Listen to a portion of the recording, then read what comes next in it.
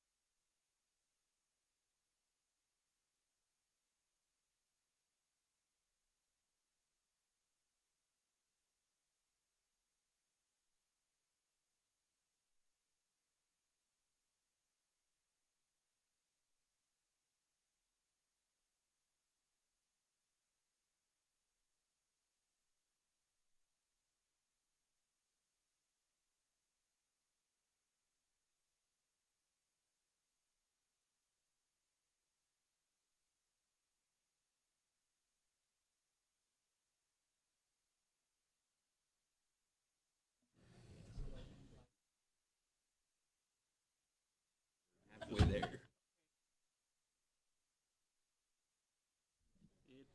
It is 10:07, and we're going to start the Orthotists and Prosthetists Advisory Board meeting for today. Gavel thing?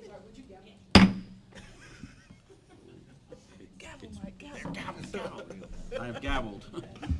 I need everybody's attention, please. So I'm going to go ahead and call this to order. My name is Miguel Mojica, and the first thing on the agenda would be to do the roll call. So Miguel Mojica, I'm here. Kevin Matthews. Here. Sterling Phillips. Here. Randy Duncan. Here. Catherine Mize. Here. David Herons. Here. And then Catherine we're thinking, yeah, she's out for today.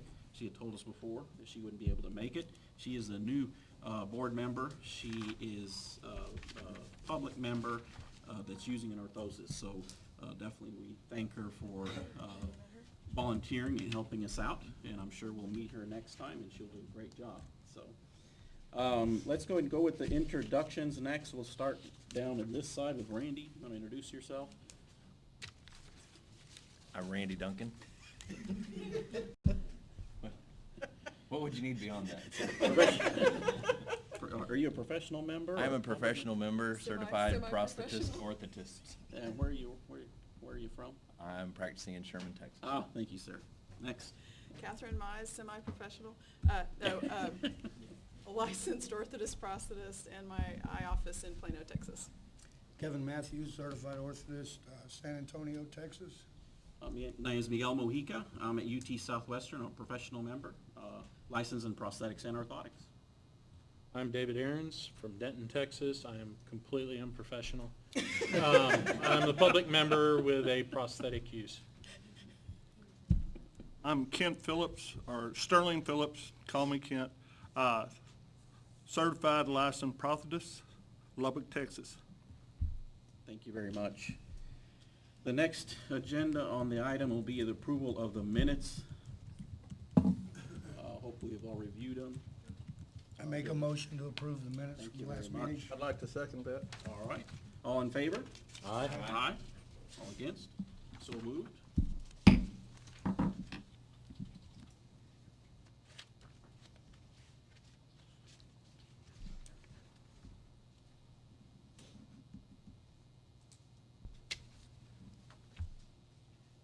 The next item on the agenda is item D. It'll be for public comment. Did anyone sign up for public comment?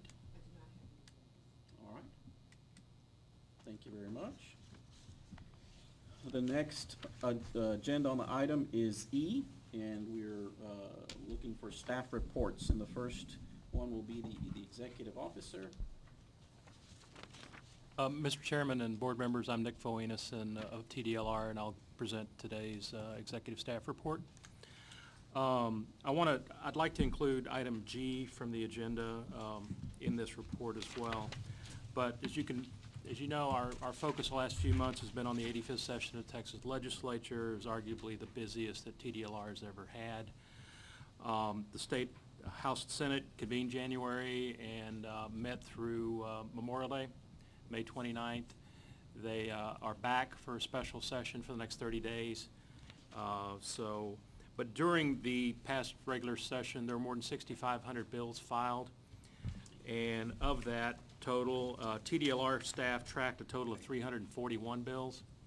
130 were directly related to current TDLR programs. 20 dealt with new transfer programs, and 191 bills that, if enacted, would have affected agency operations. Everybody worked pretty hard as a team, analyzing, monitoring bills, providing feedback, resource testimony. All divisions were involved. It was a total team effort. We attended 65 hearings before 20 different House and Senate committees. But during the past, the 85th, one bill affecting this program passed and was signed into law by the governor.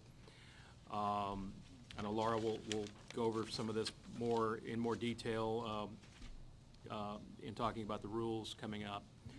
But House Bill 4007 by Representative John Kemple removes barriers, redundancies, and impediments from the 13 licensing programs that were transferred to TDLR from the Department of State Health Services, and including this program. In the bill, currently you as members of the advisory board elect a presiding officer of the board to serve a one-year term. To conform with TDLR practice and other advisory boards and committees that we have, the presiding officer of the commission, with approval of the commission, will now designate your presiding officer. The bill removes the residency requirement for license eligibility. This removes barriers to entry for qualified out-of-state applicants. It also changes an outdated requirement that a person has practiced orthotics regularly since January 1 of 1996 to a requirement that a person has regularly practiced orthotics, prosthetics, or both during the preceding 5 years and has been licensed by another state with requirements that equal or exceed those of Texas.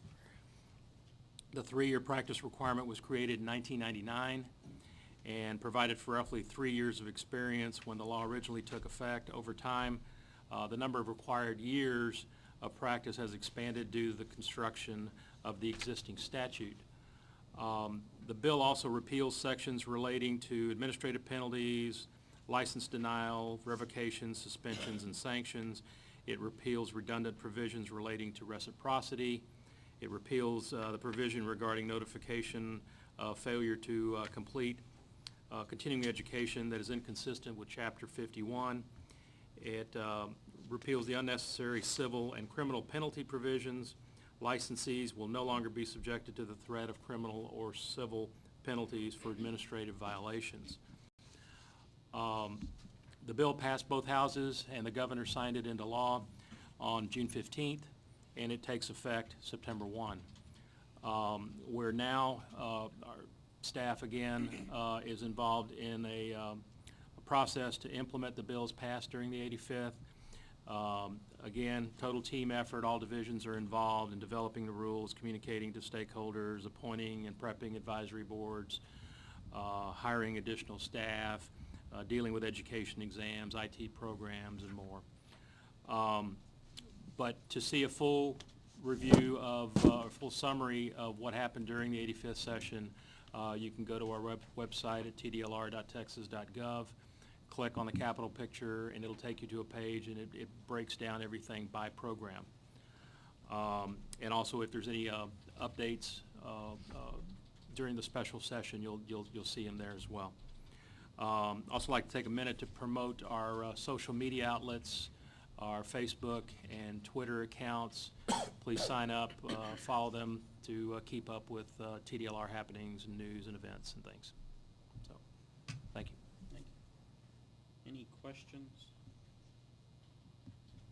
I guess the only question I have is regarding the change in the assigning of the presiding officer. You had mentioned that we used to be able to elect that individual Right. to serve for a year, and now y'all are choosing, or the main board is choosing to decide who that person is that correct? The commissioner and the commission. Okay. And was there any explanation as to why that was changed? Mary Winston, TDLR, no. It is. This was one of the changes. This was, this bill incorporated changes for several different occupations. And I really think it's just consistency across other boards. But directly, did they say to us, we're doing this because? No. But it does ring with consistency, and that's typically what they do. Okay. Yeah. So no I shouldn't explanation. say they, the legislature. Okay. Yes. So it wasn't driven by anybody here, you would say? Oh, no, No, sir. not at all. Okay. We don't drive the laws. We just do what we're told, and we try to do it well and effectively, but no, not at all. Okay. And we appreciate your service, and Uh-huh. we don't know, the chairman of the commission will make that decision, as he does for several other boards. Okay. So, Just on. All right, thanks. Any other questions? All right. Next item on the agenda will be a report from the Compliance Division.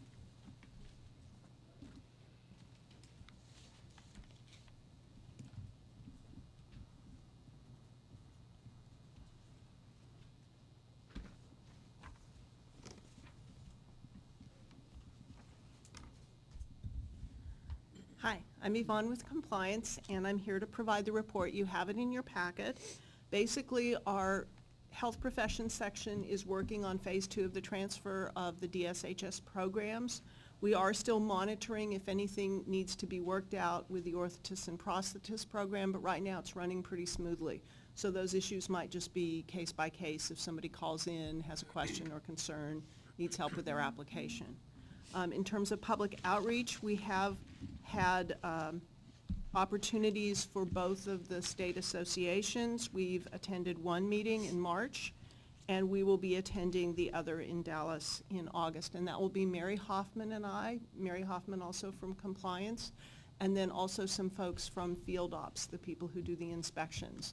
So we'll have a little presentation on Saturday, we'll have a table all day, and the Field Ops people will also help us with the table. So if somebody has a question about inspections, they can get it directly from them. Do you have any questions? So how have the inspections been going?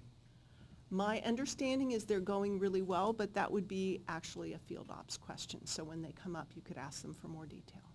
I think there's some stuff in your packet.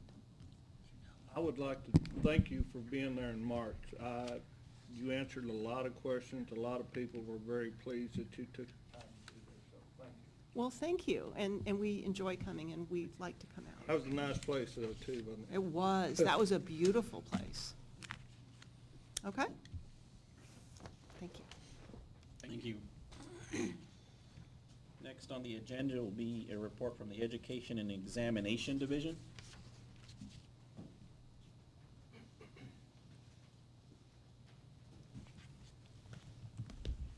Good morning, Mr. Chairman and board members. My name is Jerry Gonzalez, and I'm with the Education and Examination Division.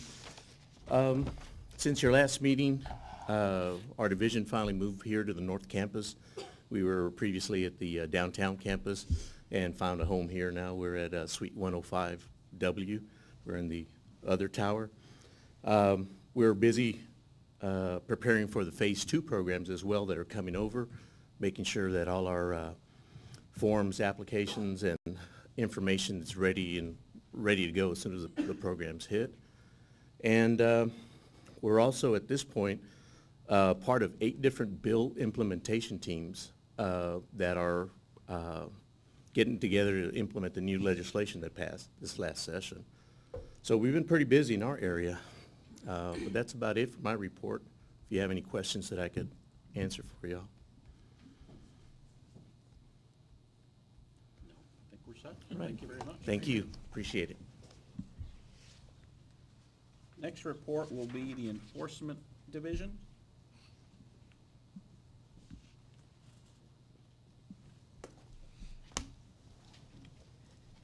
Good morning, Chair Mojica, board members. My name's Virginia Fields. I'm a prosecutor with the Enforcement Division. My report contained in your packet's relatively straightforward today. As far as case highlights go, we have 1 case that has closed during this fiscal term. So far, it's against Myers and Associates. The order was signed around March 15th. The notice and the payment were actually made at the Department of State Health Services. We were updating investigations and the files, and we went ahead and processed the agreed order. Payment and everything went through the department about October, so it was during our transition time. So you'll notice in the order that's contained in your packet, it's going to have the Department of State Health Services notice and the reflection of the payment. Other recent developments within the Enforcement Division, on March 27th, the matrix was published on our website, and the commission actually adopted and approved that on March 1st. We've done some standard of care work group meetings, and they're progressing. I think we're just getting started basically on those issues. But since the enforcement work group has basically done its job with the penalty matrix, we're moving on with standard of care issues within the rules. We've also begun inviting several people to serve as potential experts on our cases, and welcome anybody that would like to send an application that would certainly be qualified to testify as an expert on these cases. Are there any questions about the recent developments or the case that we closed in this time? I'm going to move forward to the key statistics. We have opened 18 cases in the Enforcement Division. Part of those were the 13 that were transferred over from the Department of State Health Services. So far, we've closed 9. A lot of those have been the result of the transfers of the cases, updating investigations, and probably should have been closed at the department before the transfer, but we've closed them. I'm happy to answer any questions on the cases that we've closed or those that are open. Some of those cases that are open, we have started to work with a subject matter expert, and so hopefully the cases as far as enforcement goes will start cranking up and closing down, either with order or warning settlement. That concludes my report. Do you have any questions? On the new case, Randy Duncan, sorry. On the new cases that have been opened, are those being generated from complaints or? A little of both. We have not started getting really inspections yet. They should be coming through, but they have not started to come in. Most of them are complaint generated, device delivery, a little bit of billing fraud. It's what I recall.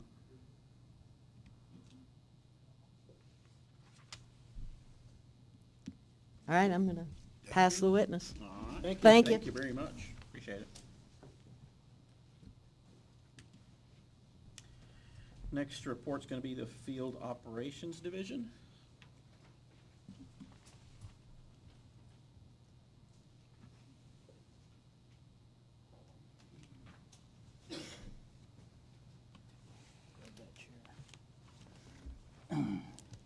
Good morning, Good morning. board members.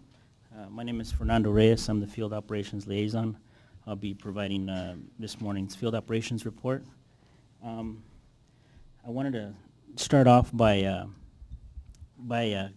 giving you just a synopsis on our update on our inspection process, and I'll run through the different things that you have in your packets as well.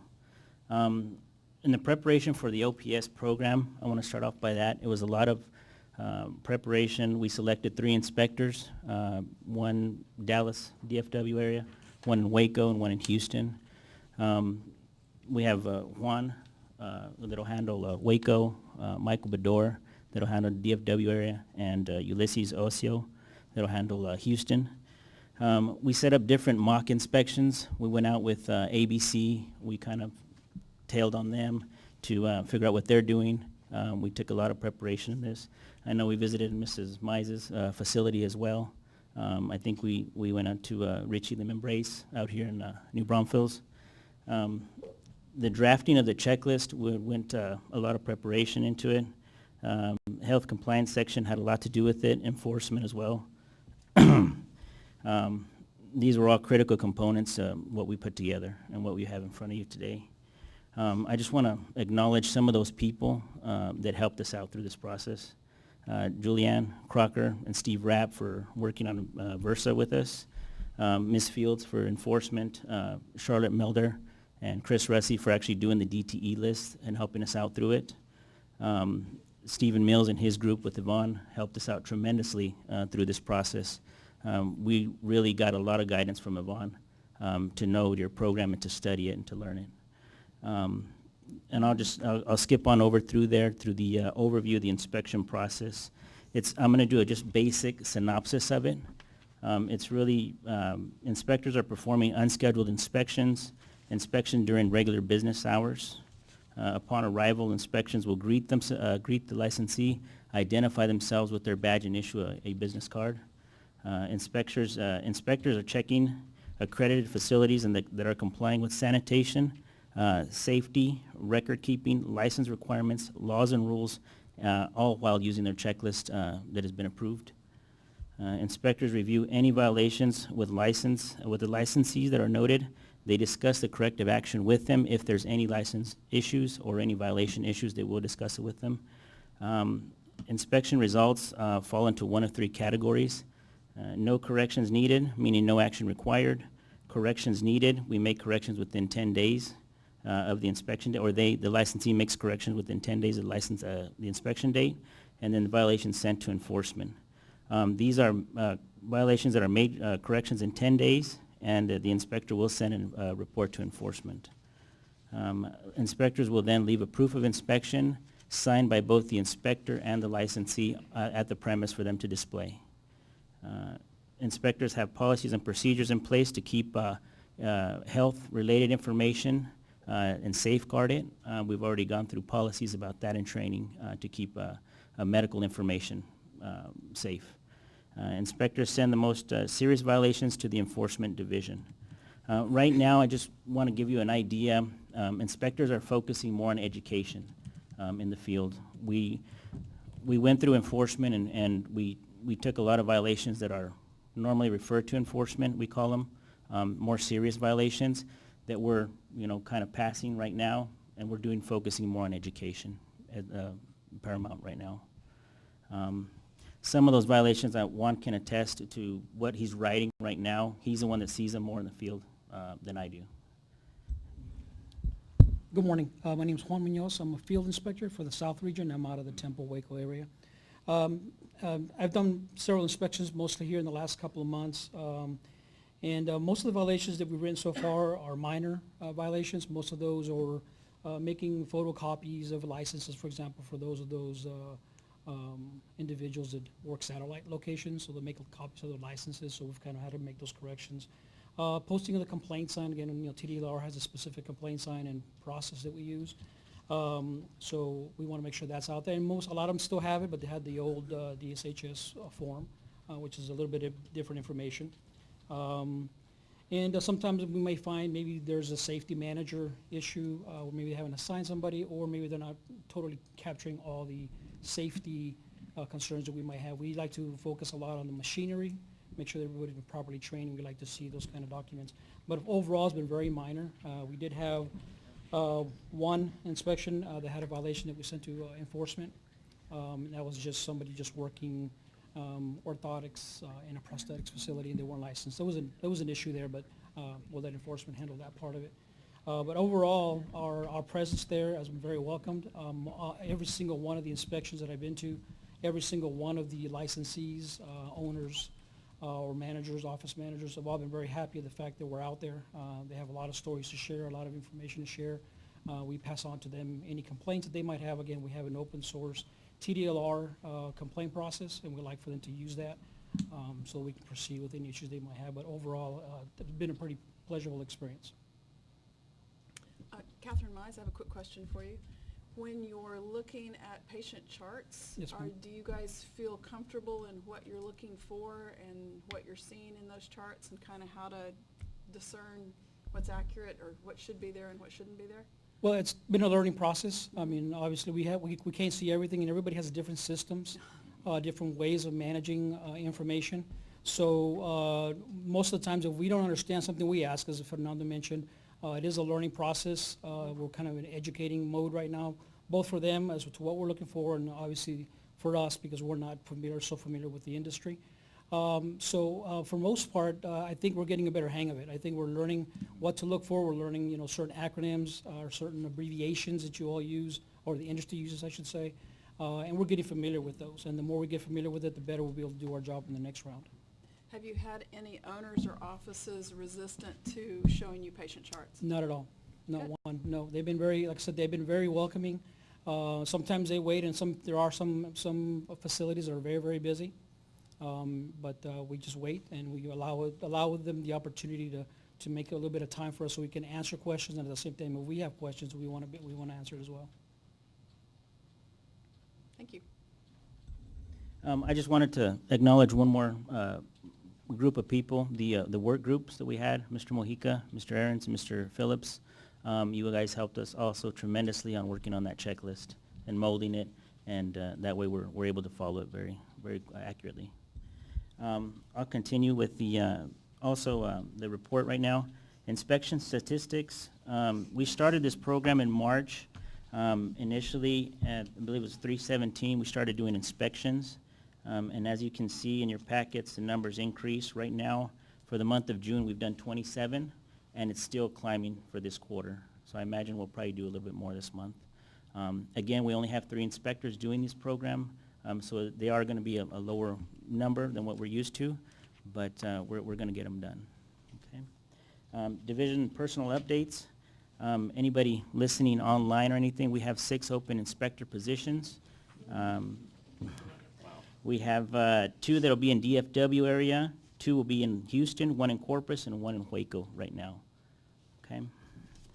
Hopefully we can get enough applications and help other programs as well that we regulate, as well as this one. One more question. Do you have any idea how many total offices in the state need to be inspected, or how many are out there?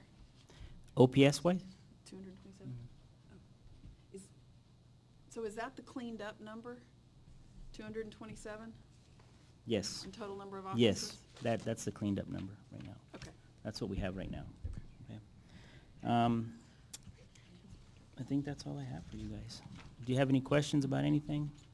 I have one kind of Yes. just information question. This is Mhm. David Aarons. Can you give me an idea as to how many inspectors they had when it was at the Department of Health as compared to how many inspectors you have? I believe there was one. One? That I know of. I could be wrong, but the one that I know is actually currently employed with TDLR. We And- basically didn't have inspection. Yeah. Oh, okay, well, you mentioned that Right. a lot of the places were really glad to see you. Correct. So it made me wonder as to how many were actually getting done before. So- And that's as far as I know. I could be wrong. But I know there wasn't a great number that was done previously. And how many are you trying to get to? 7, it looks like, maybe? Well, those 6 that we're hiring for, we don't know if we're going to designate them to OPS, all of them. Therefore, our other programs, we have about 6 other programs that we regulate that have an inspection function. They will also be trained in those ones, and we'll select, hopefully, we have about 4 or 5 that we're gonna put to this program that'll be trained. And that'll be statewide. They'll travel to these facilities, and they'll take them in the rural areas as well. Okay, and one last question for the people who are watching online. What kind of requirements are you looking for the inspectors? You can, all the requirements, these are, right now, they're posted, I believe, on Work in Texas and Indeed. I don't recall the requirements exactly verbatim. There is a list of requirements. Anybody can check those websites and find the requirements for them. Mary Winston, TDLR, they're also posted on our website Okay, under employment opportunities.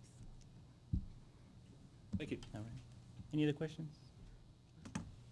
Thank you. Thank you very much. Next report will be the licensing division.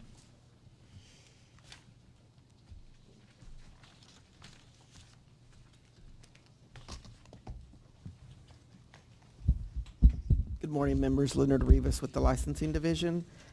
Just to give you an update, what the Licensing Division is doing. We're also heavily involved in Phase 2 for the programs transferring to TDLR on November 1st. We're also heavily involved with the transfer of the Podiatry Board coming to TDLR on September 1st. We've started going to the Podiatry Board, learning their processes, so when they come on September 1st, we're ready to go and continue to issue the licenses for the podiatry doctors. In your packet, you should have my report. The report is different than what you're used to getting. I'll go over the report with you.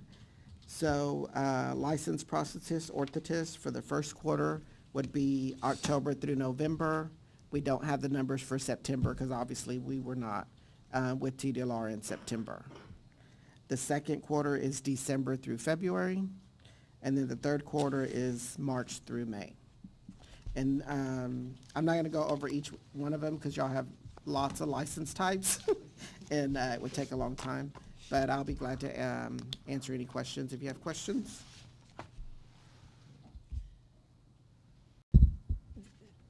Oh, go ahead with your report. Oh, I'm done. I'll be glad to answer your questions. Well, Catherine Mize, I get emails from people that are attempting to license and are running into difficulties. And I'm wondering, I can't quite pinpoint where the breakdown is occurring, but it seems to be when people are calling in and asking questions, Customer service. they're getting bad answers, or Okay. they're getting led in the wrong direction, or they're not getting appropriate action. Okay. The other thing that I've noticed or have witnessed complaints of is I've already sent that in 3 times. Okay. And I've got an email that I received yesterday on that, although it appears that it was documents that were sent via email, and I don't know that they were downloaded through the secure downloading and attachment system in the online process. System. So I'm just not sure how to direct people.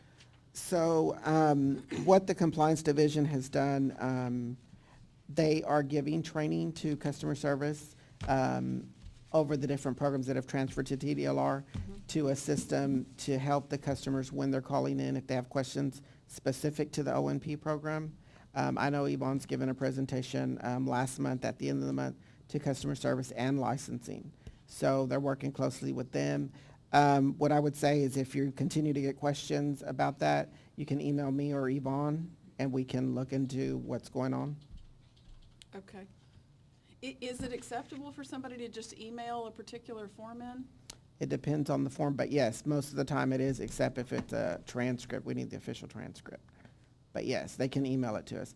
And typically what happens is all the emails go through customer service, and then they forward them to us in licensing, and then we process the information. So there could be a breakdown there? Yes, and we can look at that as well. Okay. And Catherine, Mary Winston, if you have specific information offline, We can get Leonard, together and- we can talk to you Right. and we can trace back Okay. specifically what happened to those individuals. Yeah, we can figure you. that out. Hmm? Oh, I guess one more question. I talk a lot, sorry. That's okay. Are there plans to bring on all of the different licensing categories? And you're right, we do have more than 3. But are there plans to bring them all onto the online service? At this point, I would say no, because we're heading into phase 2 and we're focused on phase 2. That may be something that the Versa Improvement team looks down the line to adding all the license types to be able to apply online. Okay, that'd be great if we could, because Yeah. it's kind of confusing that this person can apply Right. online, but this person Right. can't. And you can renew this, but you can't that. And Correct. And I So- think it's something that we'll work towards. Right. But, yeah, but as Leonard was saying, right now, because the legislature has blessed us with so many more programs to oversee and license and regulate, that's kind of been put and thrust into the forefront. But we are not going to leave anybody behind. We definitely want to have it consistent across the board, even though you do have several different licenses. It would just be easier for everybody. yeah, okay, thank you. Any other questions? We're set. Okay. Thank you Well, very I'll stay up here because Mr. Mojica's going to give the licensing work group report and assist him with that if he needs assistance. So, yeah, next on the agenda is update from the work groups and possible recommendations, and the first one's gonna be the licensing work group. We met, and it has been a long time. It has been a long So time. when was it? Do you remember the I date? don't remember, You're sorry. like I am. Yeah. Some of the things that we had requested from the advisory board was to kind of look at some of the UQ cases that have gone through, and we talked about those, and we're comfortable with, I was comfortable definitely with the decision that was made there. The process of how we do that, it seems to be working well. And basically that is, if there's any questions with a UQ case, you definitely will talk to somebody on the advisory board to kind of proceed So the what, majority of those. what I we say the agreed ones that are more is- complicated. right, what we agreed was that if we got a UQ application and we had specific questions, we would consult with Yvonne in compliance on that UQ application and then go forward with that. And Okay. Leonard, Yes. if for those who may not know. Oh, what a uniquely UQ qualified is. applicant. Okay. Thank you, Ray. So that was one of the topics. The other topics was definitely, one that we spent a lot of time talking about was the technician license, whether we needed to keep that as is or to potentially make requirements to ask for all the technicians to be licensed or not. And at this particular point, through our discussion, we decided to leave it as is. We're not going to eliminate it. Correct. But we're not going to also, because I think some of the discussion was that could we potentially make every technician become licensed? And we said no at this particular point. So, the other topic that I want to say we talked about was the chairs in the examining rooms. That, We- I believe that's, for, is that it another- field ops? Okay. Okay. Yeah, Perfect. All right. So I think that was that's all. covered it. Okay. Mhm. Any questions on that work group report? All right. Next one is gonna be the standard of care work group. As staff comes up for that, I just want to acknowledge that we have one of our commissioners here today. Vice Chair Butler, Tom Butler is here. Come on, Yvonne, come on. But I just want to make sure that we acknowledge that he did come today, and I wanted to ask if he had anything to say. I do. I've always got Wonderful, something to say. wonderful. I just want to thank y'all for taking the time to serve on the advisory committee. It means so much to us when we get documents from y'all, rules, suggestions, things that y'all would like to implement. Y'all are the technical specialists, and it means the world to us that we get the value that you have to offer us. So thank you for that. Thank you for taking the time to serve the folks of this great state, and you advance your occupation by doing that. And thank you so much.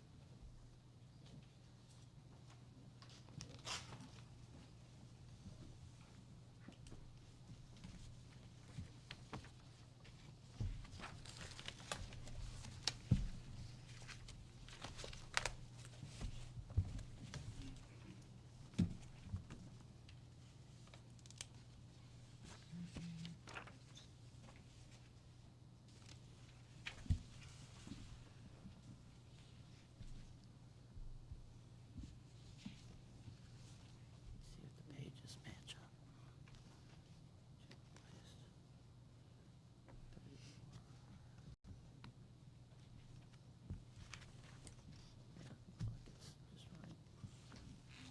Do you want to start off?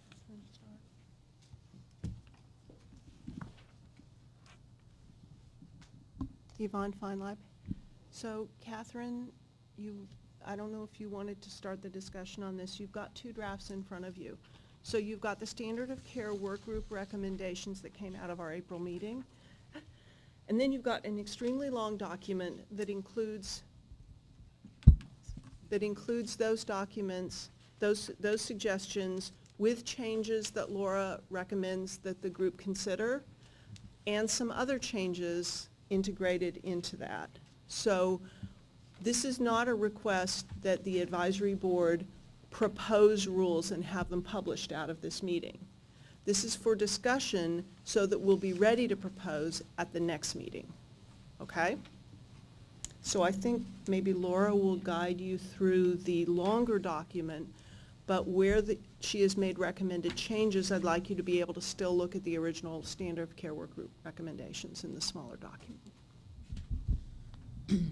In the materials, there's also the field ops work group report, and that's a list of some changes and discussion items from that work group. And then you have of course, as Yvonne mentioned, the standard of care work group, the original draft of those changes that came out of that work group. After I got that copy from Yvonne, I recommended some changes. We talked about some things, talked about the field ops changes, and so I felt like the easiest way to sort of get it all together was to just take the current rules and put the changes in.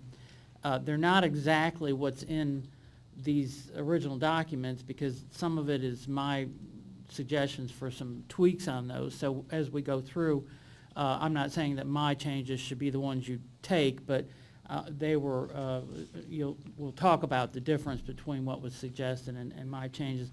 And also in the draft rule changes is the legislative changes.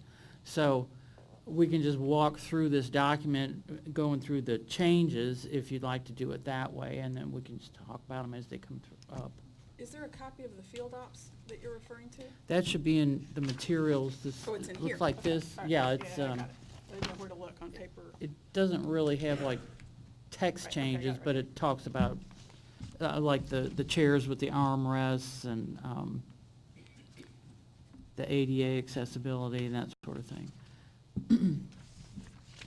So if you have your long document, all this is the current rules with the changes put in there, and I have highlighting on mine. Yours are in black and white, but I'll just tell you what page.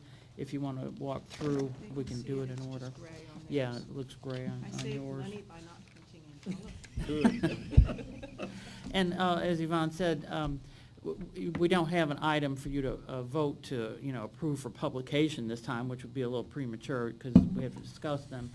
The way it would work is we can discuss them today, and then any changes that you want to go forward with, we can go ahead and revise the draft, get it ready, and then it would need to go, if you're wanting to talk about it again the next time and then vote to approve it to go to proposal, then what we would have to do is get the draft ready, send it to the governor's office for the okay, and then the next time you could make any final tweaks and then go ahead and have an item on the agenda to vote to, to propose these for adoption or to propose them and publish them. And then the same process as before for the rulemaking would go from there, the comment period and go into the commission and go into adoption. So if you like, we can just run through the changes, and then, if you have any thoughts on that, if you want to accept it as is, or go back to the original version, or go get another direction, it's fine. And you'll notice she's also included some things from the last legislative session, which are changes that we don't have a choice about making because the law has changed. And that's the first one on page 3 of the long draft, where we take out the definition of a Texas resident because you no longer have to live in Texas to obtain a license. Yeah, these are HB 4007 changes, so since the residency is not an issue and the language for that has been taken out, the definition can go, so that one doesn't seem too controversial. And then the next change is page 5.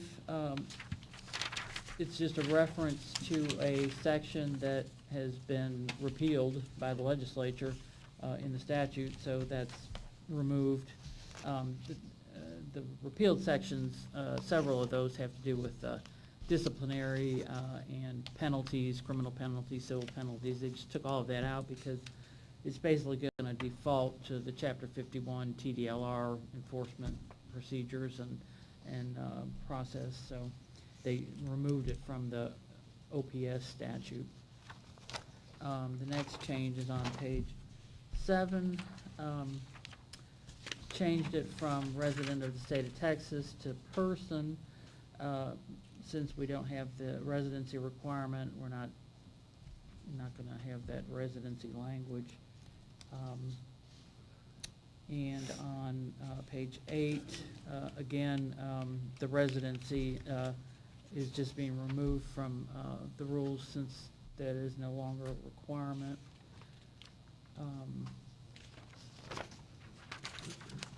And on page 9, also in that section, the legislature removed this January 1st, 1996 date and just put in that they had to have been practicing for 5 years preceding the date of the application, so that changes statutory.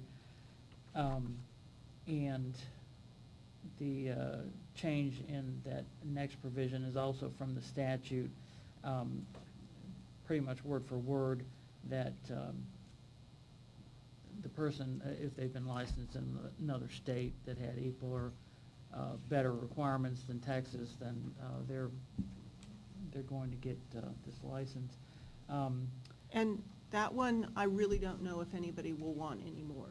Because the way that used to work at DSHS was the person had applied for their practitioner license, they were waiting for the board to review it, they might possibly be waiting to test. In the meantime, they're coming from a licensed state, they've moved here, I could issue the license as the executive director while they were waiting on the board's decision.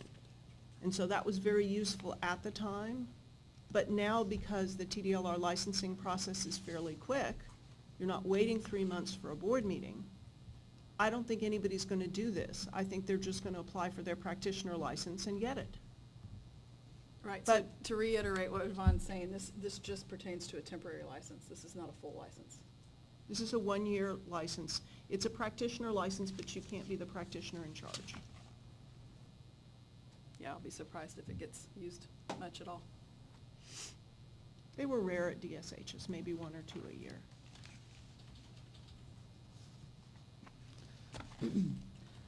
The next changes are in the student registration section, and this change sort of works in tandem with the 11430J3 change. It's, my understanding is the person who is doing a residency might want to continue working sort of as a resident, even though they're no longer a resident. And so this would allow for them to do that under a student registration. The work group had said,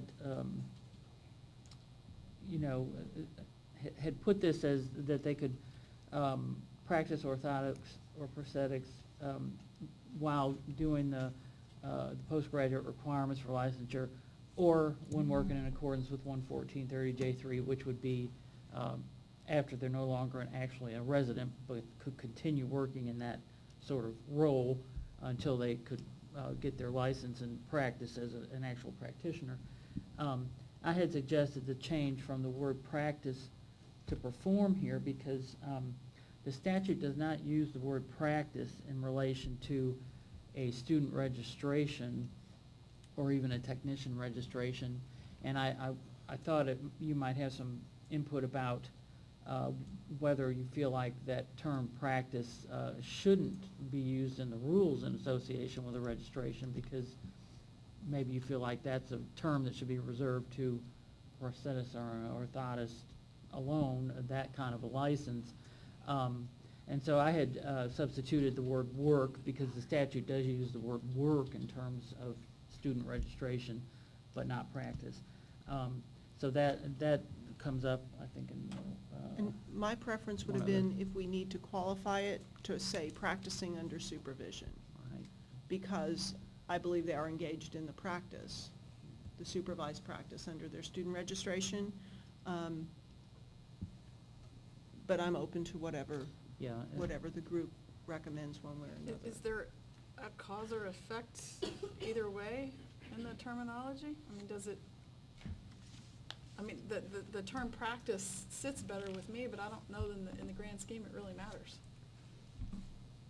Well, it would be more consistent with the statutory language, which, like I say, uses the word work in terms of registration and not practice by a person who's registered. In application, yeah, the registration, they can only do certain things under that. They can't practice as if they were fully licensed, but, you know, if you feel like you don't really have a concern about what word is used there, then we can use practice, we can use work, you know, whatever you prefer. Would J3 remain intact as written in the short document from the work group? Because there it does say under supervision.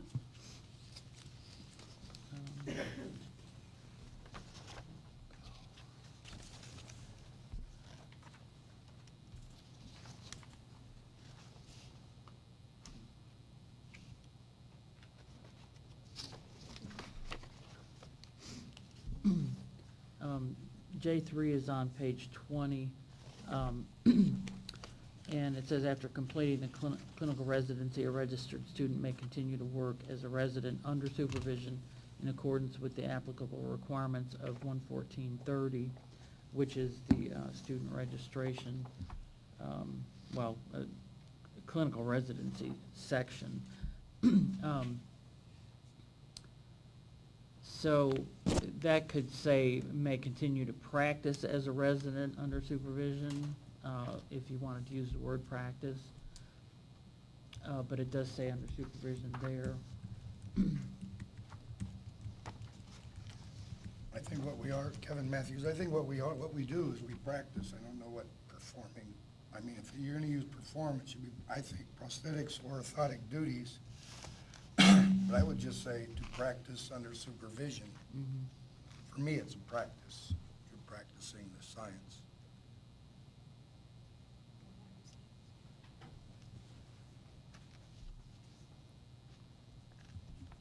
Well, if you're in agreement that you'd rather use the word practice, but qualify it with under supervision when you're talking about a student, then we can, change those wherever that appears. Well, isn't that qualified by adding the phrase at the end, working in accordance with 1114? Well, that's what we're talking about. 111430 is on page 20, and it refers to work right there. This is Laura's proposed considered change. So, So the thought is to leave it as practice instead of perform. correct. And then, Or yeah, work. and the word work comes up in that section under, lower down on that page of student registration, working under supervision. And so those would be changed to practicing under supervision or practicing in accordance with 11430J3. David Ahrens, so was your thinking reserving the term practice for somebody who's licensed? Well, that Is was. Is that what your thought was? Yeah, that's really the way the statute reads. It says, I can read you the, let's see. A person may not practice, attempt to practice, or offer to practice orthotics or prosthetics, act as an assistant to a person who practices orthotics or prosthetics, or in any way hold the person out as being able to practice orthotics or prosthetics unless the person holds a license under this chapter. So to me, So- having practice in there before they're licensed kind of contradicts. Yeah, they don't use the word practice in relation to a registration in the statute, and I didn't know if that was sort of a, something that an orthotist or prosthetist would feel like, no, they're not practicing, they don't have a license yet. That's kind of the way the statute is implying, that you're practicing if you're licensed. If you're not licensed, then you're not really practicing. So that I felt like, working might be a better term to use, because the statute does use the term work in relation to a registration. If you're not concerned about it, it's not really going to conflict with the statute to say practicing under supervision, as a student. My guess is when they wrote the original act, they weren't slicing and dicing those words that tightly. Yeah, and I didn't know if Yeah. y'all as a profession feel like you shouldn't say practice if you're not a licensed I person. go to work to practice, I guess. Yeah. But, we are talking about a student here, it's a student who's not actually qualified to practice, So in looking at it that way, I don't care. go back to what Kevin was saying. If we use perform, we'd say perform prosthetic and orthotic duties is what you were mentioning, which I think would fit better. So if we're concerned about practicing, because I see what you're saying, and that is, it's always been a bit of a confusion as to student license. Oh, did you get your student license? It's more of a registration, it's not really a license. And if you're looking at the way the law is written, you can't practice unless you're licensed. So Right. to, I think, follow that same thought process, maybe we do use perform and then add duties to, at the end of prosthetics and orthotics.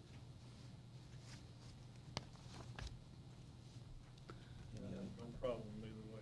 Okay. I really don't. Works for me. And so do you want to use the term work instead of practice in the other, On page 20 in your packet? Yeah, on page 9, the word work is there twice, and then on page 20, it's also there. So, the work group had used the word practice, and I had replaced it with work, but we can go either way. So if you're wanting to go with practice, then we'd just be consistent and change work to practice each place, depending on how you want to do that. If you want to stay with work or go to practice. Work is good. Work. Let's go. And it would be working under supervision, Correct. you know. In accordance with. Okay.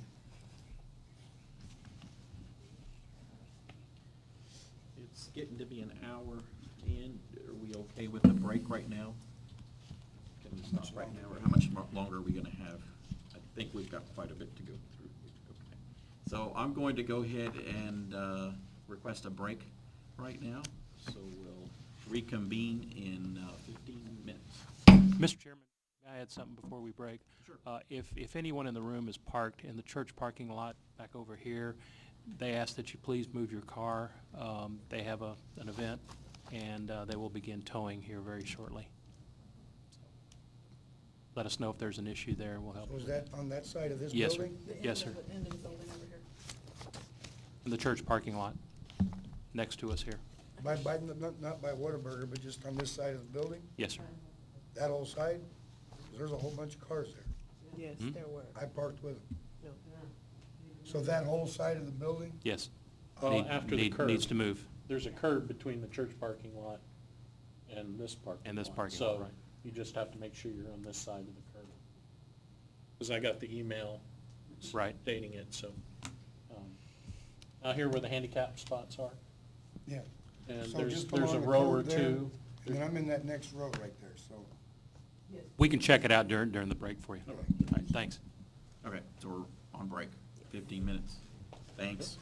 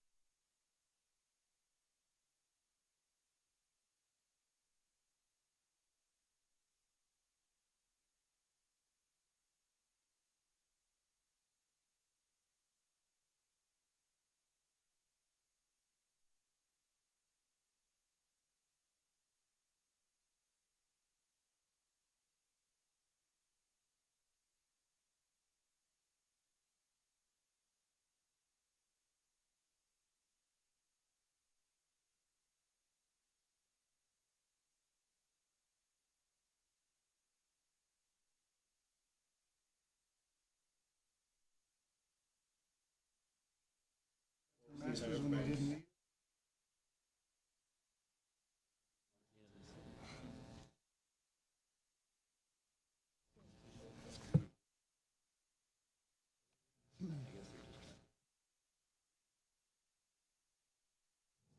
You know where Yvonne is at?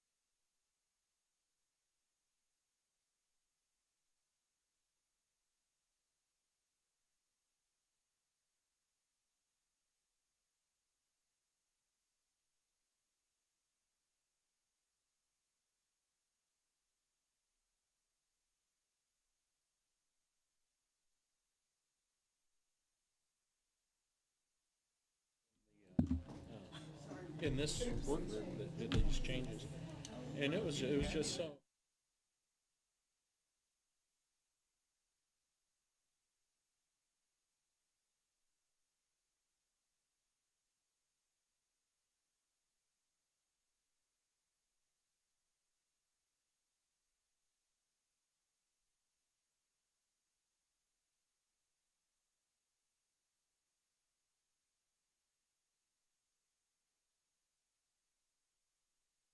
Let's get back into session again. Okay, we left off with talking about the wording in 114, 25, 26, the student registration, and, you know, we were talking about the wording, but the actual change here is to allow this person who has a student registration to continue working under the student registration until they get their exam results, get their license. You know, they finished their obligations, but they want to continue working in that role until they're actually licensed and can practice. So that's what the change on page 20 and page 9 is about. It's letting the person continue to work in that role under the requirements that would still apply to the person, even though they've actually finished that clinical residency. So that was a change that came out of the standard of care work group, and that's what the changes are on page 20 and page 9 in the student registration and in the residency section. And so, you know, the changes out of the work groups, not everyone has had a lot of time to digest those, so you know, if you, as we're going along, if you want to talk about that some more, or again, you know, at the next meeting, we'll be discussing these again before you actually want to vote whether to propose them or not. So there's still opportunities to modify this if you decide, you know, you want to do that. So the next change is on page 11, just changing the days from 10 to 15, and that is just to be consistent with ABC. And so that's an either or if you want to change it or not, but that's for consistency, and that was recommended. And then on page 12, this was another change out of the work group. And I've recommended removing registered, even though we don't regulate, so to speak, technicians that aren't registered. In a way we do, because if they stray out of the scope of their practice and into another, then we would regulate them and say you need to be licensed, or you need to be an assistant, or whatever. So any technician, I think, is not authorized to do this, provide patient care. And so even though we're in the technician registration section there, if you remove registered there, that would apply to any technician. So, you know, I'm not sure how you'd feel about that, but that's my recommendation, is to remove that word.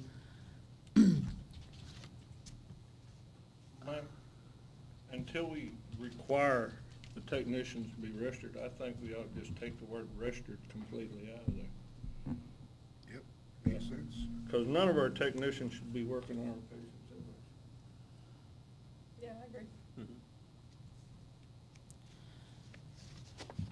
And so the next section also is on page 12.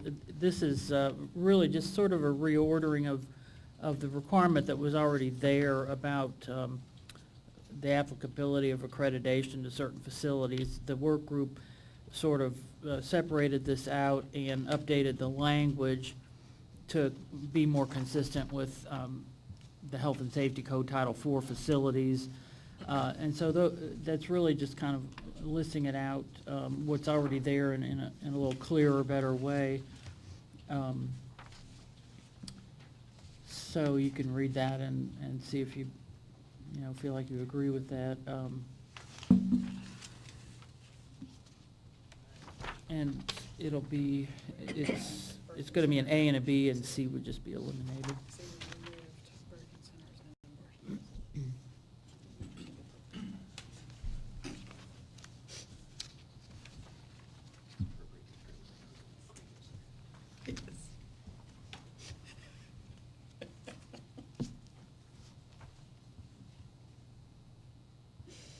Yes.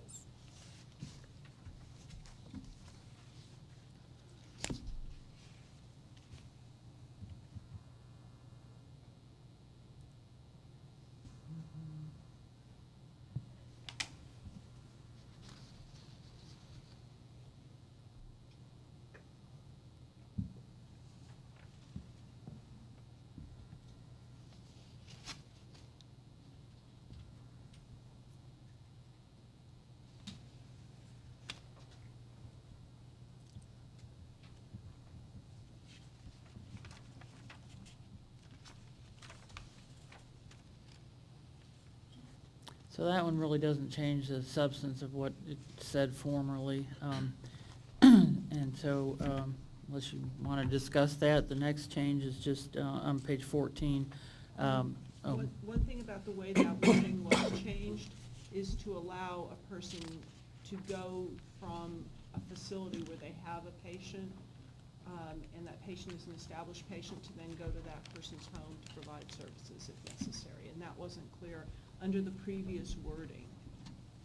So this clarifies that the facilities where our licensees provide services have to hold accreditation, but it takes out that blanket prohibition that contradicts the way people practice when they are going out to see one of their patients for that patient's convenience. I've got a question on that. If a person is a certified or is a licensed orthotist and only goes to hospitals to see patients, only sees patients in hospitals, but he's not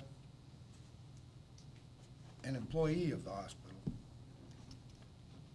does he have to work out of a certified facility?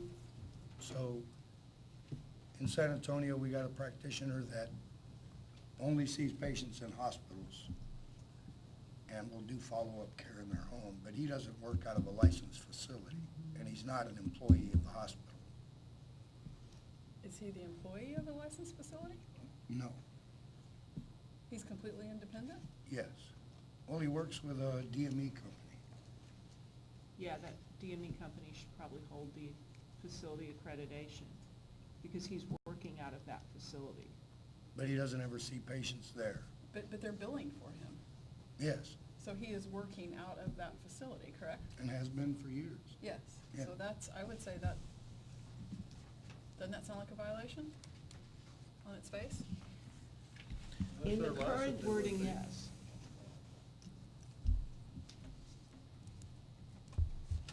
Because that's a situation where we have no way to monitor his activity, well, we can monitor him as a licensed individual. But he only practices in exempt facilities. So where he's practicing is okay. My only question would be that am I wrong? Doesn't he need to be tied to a licensed facility that's billing for him? That was definitely the position of the previous board. Mhm. The way that we interpreted the law and rules was that you are considered to be practicing out of a facility in which you're billing, in which you're building or repairing things, in which you're doing anything. You're Right. saying that he is always in the hospital when he's practicing. That he's billing out of a company that's not authorized to bill for orthotics and prosthetics. If they have a DME license and they have a certified orthotist on staff, They can't have somebody on staff if they're not a facility to have them, okay. right? They Yvonne, shouldn't. Yvonne, this is Mary. Can't hear you. The microphone, lean it towards you just so everyone can pick it up. So I think it would be better to have this as a theoretical discussion, that a person who is practicing has to be in an accredited facility, and part of practice is billing. That's probably the way I would assume it's interpreted, because that's the way it was interpreted in the past. However, at TDLR, that would be an enforcement decision. That would not be my decision. That would not be That would be this a group's complaint, decision. Mary Winston, that would be a complaint that someone files. Not saying it's you, Mr. Matthews, don't Well, know. it will be. That's fine. And once Theoretical we- discussion. Yes, once we receive that, Ms. Virginia Fields will, Virginia, you get those? Yes, she's sitting right here, and she will read it, assess it, and we will go from there. Yeah, I would say regardless of how much they work in the field, whether, wherever that it is, the rule does require them to be working out of an accredited facility. So that would be the issue, is are they actually working out of an accredited facility? Fair enough. If they were officed in an employee of the hospital or a military base or whatever, that would be Right. different. That's different, right.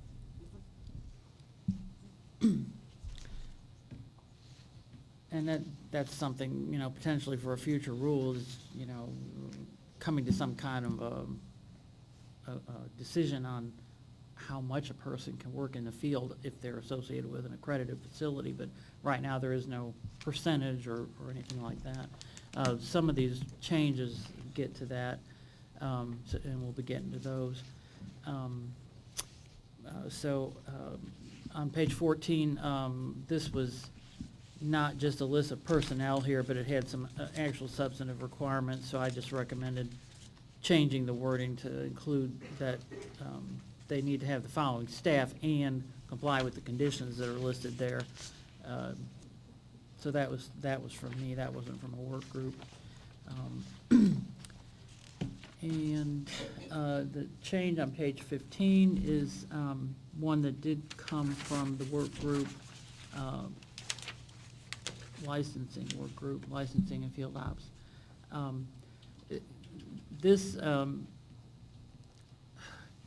I think there's an issue with the individual licenses of the practitioners being posted and the facility license being posted.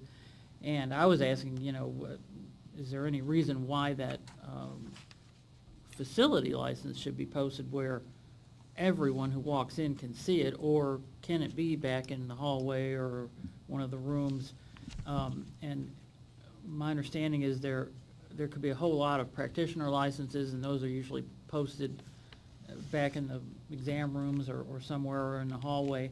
But this is to allow for the posting of the facility license to also not have to be right in the front reception area, or, you know, that it could be in a hallway that only patients are going in. And I don't really have an opinion one way or the other about how that should be worded. It's something that in practice may make a difference to the facility or the patients or the practitioners there where that license is posted, but this would allow for it to not have to be posted where anyone who walks through the door would see it. And I think there's something missing, which is on page 15, under 8. I think there was also a concern about all the license certificates being available for patients, Yeah. not necessarily the public, because the idea is you put all this stuff up on the wall and you have a really hard time even having enough wall space in some facilities in the waiting rooms, the public areas. But if you put it in the hallway where patients would walk past it on their way to a treatment room, that's a really good option. Yeah, I So- was posed with this question by several people, and I had never discerned the difference. So I can tell you in our facilities, the facility accreditation, well, back when I owned a facility, I had it in the lobby, but all of our practitioners were in the hallways, because I literally didn't have enough lobby wall space to put them all up. So, So what do you, I'd like to know y'all's opinion on whether you all care and discern the difference, because in this case, you would need to adjust number 8 as well. Yeah. Do you all care if our facilities have to be put in one place or the other, in the waiting room versus the hallways? Well, I think those are- the point is it has to be a public area. And do you Patient consider area. our hallways a public area?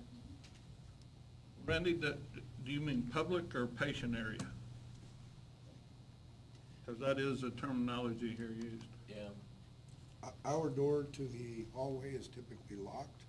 All of ours are displayed in the waiting room, but the hallway would be acceptable for me. But they can't just walk through the door and start walking down the hallway. It's not a public area. But it is a patient area, correct? It is a patient. Right. If So I you're had putting never them in a discerned. patient room, Yeah, that like a would not room. be a public Right. area, because then, depending on what room the patient is in, They may or may not see they it. may or may not see the license, but it needs to be in a public area, if that's a lobby, if that's a hallway, somewhere that somebody could walk in off the street and be like, well, I'm just looking around. If that's an area that they can access, then I think you're fine. You don't want to be having them on the wall behind a door marked, authorized access only, or employees only, or anything like that. It just need to be in a publicly accessible area. David Aaron's, I have a question. Does the statute say it has to be displayed? Could you say, have a sign that says available upon request? Or does the statute say it actually has to be displayed? this is the rules, and the reason we have it in the rules is for the inspector to come in and check, or for the public to come in and know that they're in an accredited facility, know who regulates it if they want to file a complaint. Yeah, I'm not sure it's specified. Yeah, I don't believe Because, I it's- mean, if you kept them at your front desk in a drawer or a file, and somebody says, I want to see the accreditation for this facility, and your receptionist just pulls it out and hands it to them. But I don't know what the specific rule or law states as far as to whether it needs to be actually displayed.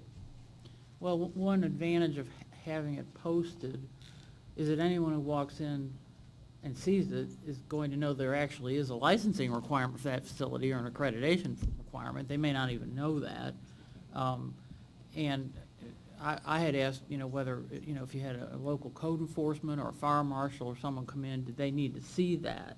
And the answer was probably not.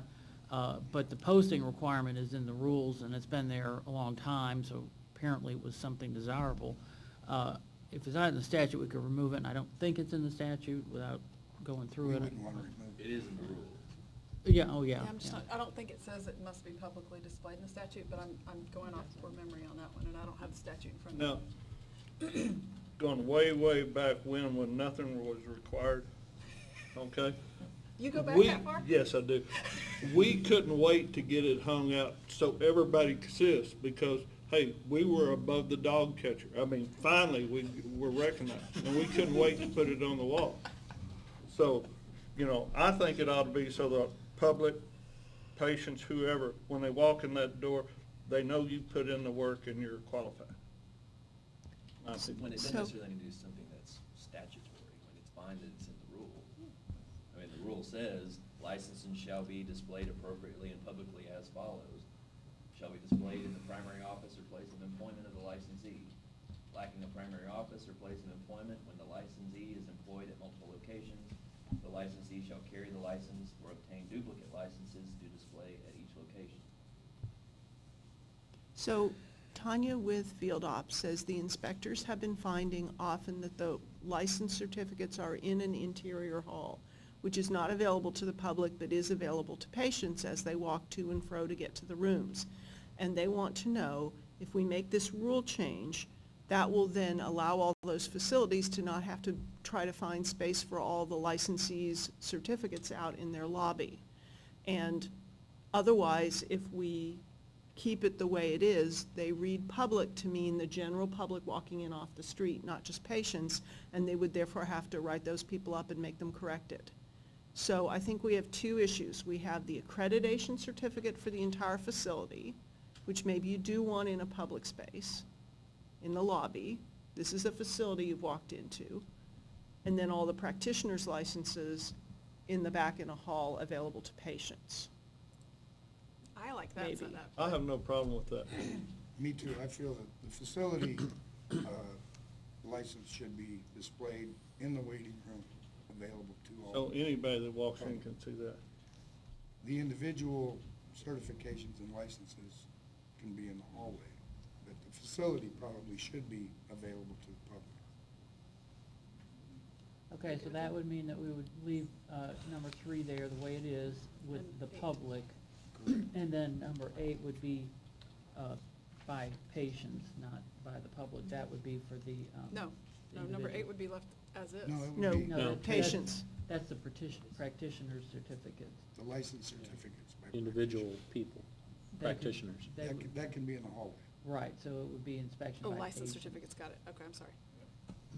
And we'll check and see if there's anywhere else that comes up and fix that, but, so you're good with the accreditation of facility being available to the public in the, when a person walks in, and they don't have to ask for it or be escorted to see it, No, so that's that's right. what that'll mean.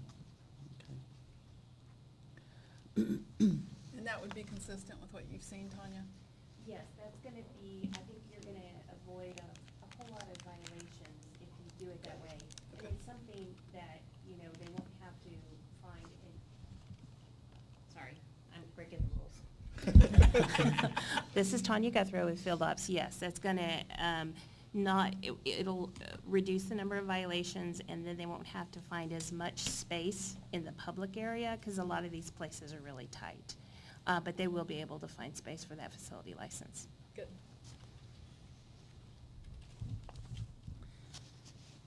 Okay, so on page 16, this was something that came out of the work group, and right now the rule, you can see where it's lined out, that's the current wording of the rule, which would go away if that word accessible is added there.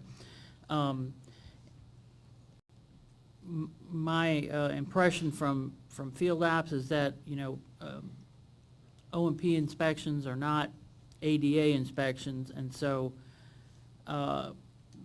yes, they do have to have an accessible restroom that complies with these laws, but that is not our objective, to go there and enforce that specifically for, you know, that is a role of the ADA people, basically.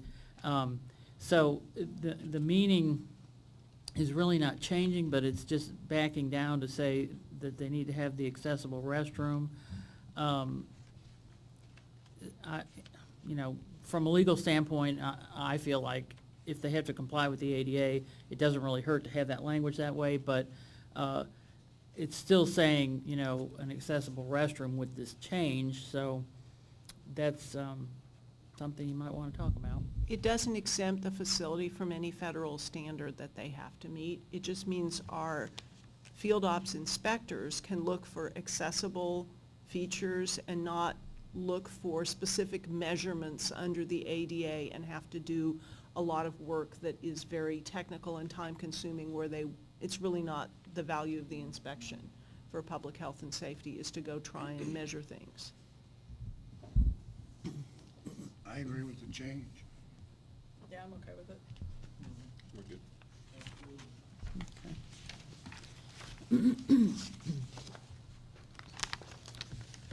Okay, next change is on 17, another work group issue.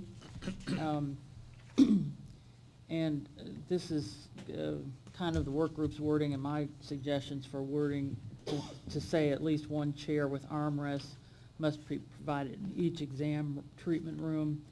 Rooms for which the primary use is not examination or treatment of patients, such as casting rooms, are exempt from this requirement. I was trying to get a idea of what rooms would be exempt, or why we really need to parse that out if it's saying that you only need the chair in examination and treatment rooms. This really, to me, just sort of clarifies the existing requirement. It clarifies that only one chair is needed, you don't have to have multiple. And so this is something you might want to discuss because I don't know if there's strong feelings one way or the other about whether this needs to be clarified, whether more exemptions need to be listed, types of rooms. And I think this is better wording. I think the intent was probably to ensure that there was at least one chair with armrests in each room, but because it was written in the plural, now April would have to look at a picture to see at least two chairs in each room, even if there's not a lot of space for those chairs. And obviously, because of the other language about bringing chairs without armrests or with wheels in, there's the option for the facility to bring other chairs in if those work better. I don't know if you have a concern about casting rooms, but I think the conversation was that some people might have a very small room for that and the patient's sitting on a table, and that is, the chair with arms would only be needed if somebody requested it and they brought it in. Kim Phillips, I think when we were discussing this, we decided that as long as if we needed it, it was available and we could bring it in there, because our casting rooms are very small. But if the patient needs it, armrest, be able to stand upright or whatever, it is available. So, Mike, isn't that basically what we talked about? I think so. Yeah, I don't think we need to be this picky. It needs to be available for use. I'm not sure that you need to go into that kind of detail to say if it's needed or not needed in any particular type of room. It just needs to be available in the facility. Upon request. Yeah. That's the way we do it. We've got some big boys that don't fit in our armchairs. So if upon request. Well, do you have, patients that can't wait until they ask for it and somebody brings it, like they need to sit down right away or something? No, ma'am. I've never run across that. Kevin, have you? No, and we have chairs in our waiting room, those are a requirement. So when we take them back to the fitting rooms, if there's not a chair in there, when you get in there, they'll probably say, I need a chair. Now, There are chairs everywhere, but and there's a few that when they walk in, it says, I can't fit in that chair. And then we'll take care of it at that Well, moment. that's when you hand them a diet plan. Hey, that's getting a little personal. That's outside of scope of practice. Sorry. So would you want to say at least one chair with armrest must be available in the facility or something like that? Well, they already have to have at least two in the waiting room. Right. Upon request, we can make it available. I would prefer something broader like that. must be available in each or for each examination treatment room. I like the word request, because I'm not gonna do it if they don't ask me. I don't know unless they request it. So if it's just available, Upon request. then they can request. Either way, Are y'all okay with that? Available upon request? So you want to remove the requirement that the treatment rooms have chairs? No, Chairs with arm. And just have it be upon request, or do you They- like Laura's language here? I'm comfortable with this language. rooms That's which why I'm are kinda- primary Yeah, use is not, Stick with that. Yeah. So- such as casting rooms are exempt. what we're trying to do is give you a guideline, correct? That's correct. And, I know, that's what, I don't understand that. yeah, A casting room is a treatment room, so that's worded weird to me.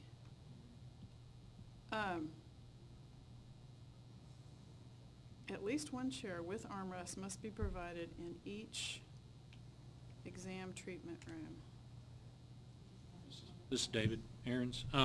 So the way I read that, that means every exam room must have a chair with armrests at all times. That's currently what it says. yeah. Right, the way this is written. So if you just want to have chairs in there when a patient, a chair with armrests when a patient needs it, then you want to be able to pull one yes. from wherever it is and bring it into that room. So the way it's worded right now, if you don't have a chair with armrests in each room, you're in violation. And if you have those little tiny rooms that, a chair is just going to be a hassle, then to me, you would have to reword that. Yeah. And because I'm OCD, the last part here that isn't highlighted says, chairs without armrests or wheels must be provided upon patient request. Shouldn't that say chairs without armrests or with wheels? Because I assume that's what you're trying to get at, is it, you want chairs with wheels available upon request? I don't know. Yes. I'm asking. And I'd ask too, because I'm not an O&P. So to me, you're saying, that last part says chairs without armrests or wheels. So that's, chairs without wheels must be available.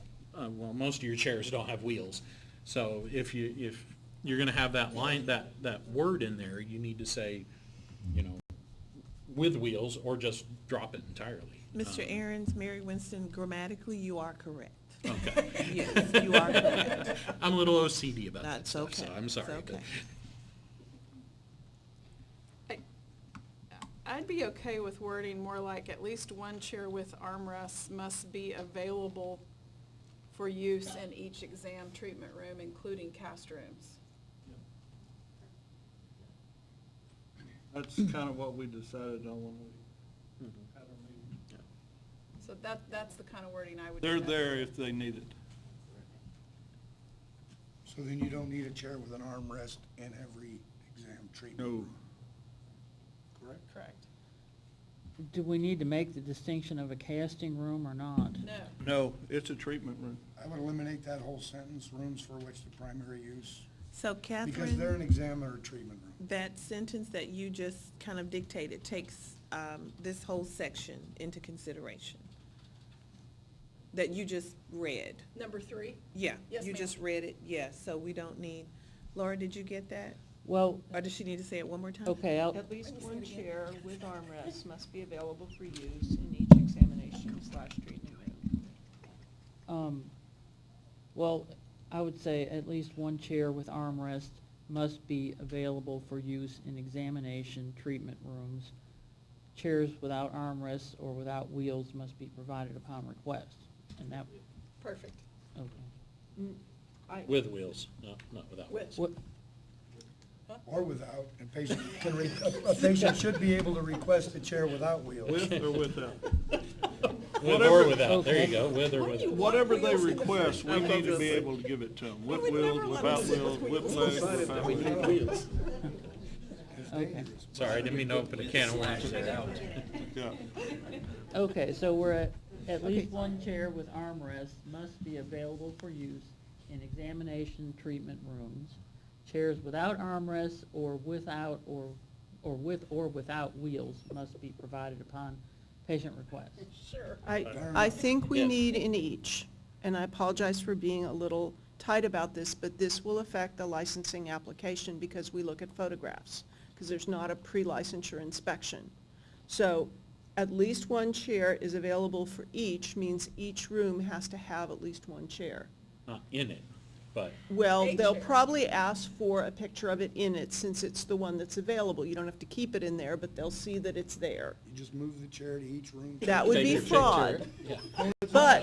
But if you take out the word each, then you can have one chair for 20 treatment rooms, and So just and take that's a picture fine. of the chair. But do they need 20 chairs for 20 treatment rooms? No. If you've got 20 patients, each of them Yeah. deserves their own chair. Yeah, I mean, you need a chair in each room, don't you? You need, it needs to least be available. available for each room. Available, Because yeah. otherwise you fill those rooms up with people and they're standing. Right, I mean, you need you need a chair available for every treatment room. And you must make the assumption that every treatment room will have a patient in it at any given time. Well, that's my thing, is are they all filled at the same time all Sure. the time, so? Ours could are be, often. So, all right, so you Backed need up so you basically need a room full of chairs to make it available for each treatment room. Okay, so we'll leave in each then. Thank you. Okay, Wait till we get to something complicated. Point is, the chair has to be available. How they choose to store said chair, if there's a stack of 20 chairs in the corner of the courtroom. but well, it there should needs be at something least a when they chair available for inspect, each. because they're gonna have to Yeah, it count does. rooms and count chairs to Right. figure out if they're in compliance, so. So we ask the patient to come back, go get your chair, take it to your room. Mr. Duncan, Yes. I'm enjoying this, but in a way. But I don't know if the camera caught your last little movement. It did. I'm getting something from the IT department. It was captured. Sorry. Okay, moving on. Further down that page, we just eliminated a redundant provision that is already, I'm not sure where else it is, but it is in there. And so this was redundant. It said the same thing. I believe it was in the list of personnel that have to be in the facility. Yeah, on page Page 14. 14, yeah. And then on lower down, all patient and facility records must be kept for a minimum of 5 years. This one, I thought we should clarify that because it is talking about the patient records there, but the facility records, like the ones for training people on the machinery and that, I felt like to be consistent, they might as well keep all of those for 5 years. This is David Aarons. I have one question about that. When you say the records, is that actual hard paper record, or can they be digital?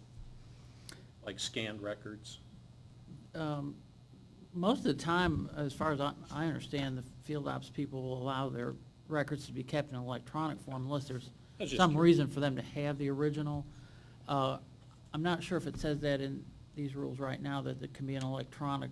I kind of think it's in there, but it is pretty much a consistently accepted thing that Well, they but can be electronic. By not saying paper records or electronic records, you're including both. then, Right, so- right, it could be so, either, right, yeah, either depending on way. how they store them. Kevin Matthews, facility records should be defined then in the terms. Because what are facility records? Shipping and receiving documents for things that we ordered? Because I don't keep that stuff. So facility records that pertain to the licensure act, like Good question. License safety. requirements? So facility records would need to be defined. Yeah, there's a record-keeping section, and it may have more detail on that one. Let's see.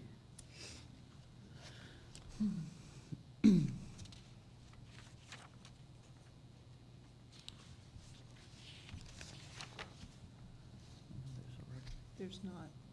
I thought there was a record section in there. There's records for different things, but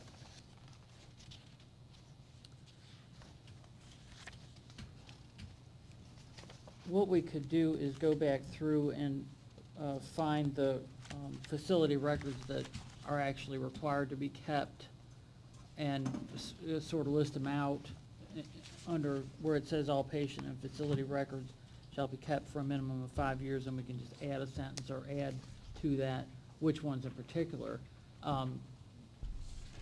The training on the machine records that I mentioned, that's in another provision. Right. I'm not sure exactly what other facility records are required to be kept right now, but do you have suggestions on what we might want to add to it for No. what should be kept? I don't want to add anything to it, I just want Yeah. facility records to be defined, and if that's only safety, then facility safety records, safety and education records. I think the easy thing to do would be to say all patient records and all facility records required by rule. Okay? Fair enough.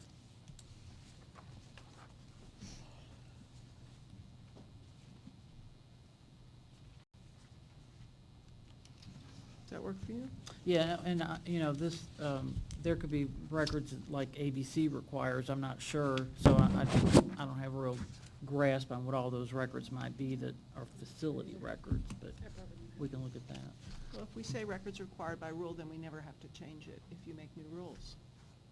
Yep. Okay,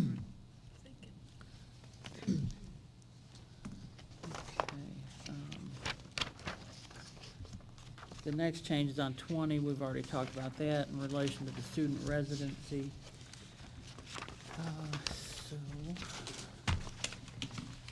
So the next changes are on 26. I had recommended just adding advisory board in the headings because originally the advisory board rules were all in one section, and then when the rules got proposed and adopted, they got parsed out, and it just relates the rule sections to the advisory board for those sections that are related to the advisory board. So that's just an addition of that explanatory term in the headings. But at the bottom of that page, that change about the presiding officer of the commission with the commission's approval designating the presiding officer of the advisory board, that came from House Bill 4007. And so that's statutory and almost certainly was done to be consistent with the way that all the other advisory committees and boards seem to operate, which is that the commission makes that appointment each year. And after that, the next change is the new section on 27, and that whole section came from the scope of practice work group, and we're advocating just having this whole new section. This could be added to as you develop more scope of practice conditions for practice later, but this one is, if you haven't looked at this already, you can take some time to read that, and then we can talk about it. There's a lot in there. Does yours in your packet reflect what's on the two-page document that Yvonne handed out? No, she's tweaked it. There are some tweaks in there, and we can talk about the differences.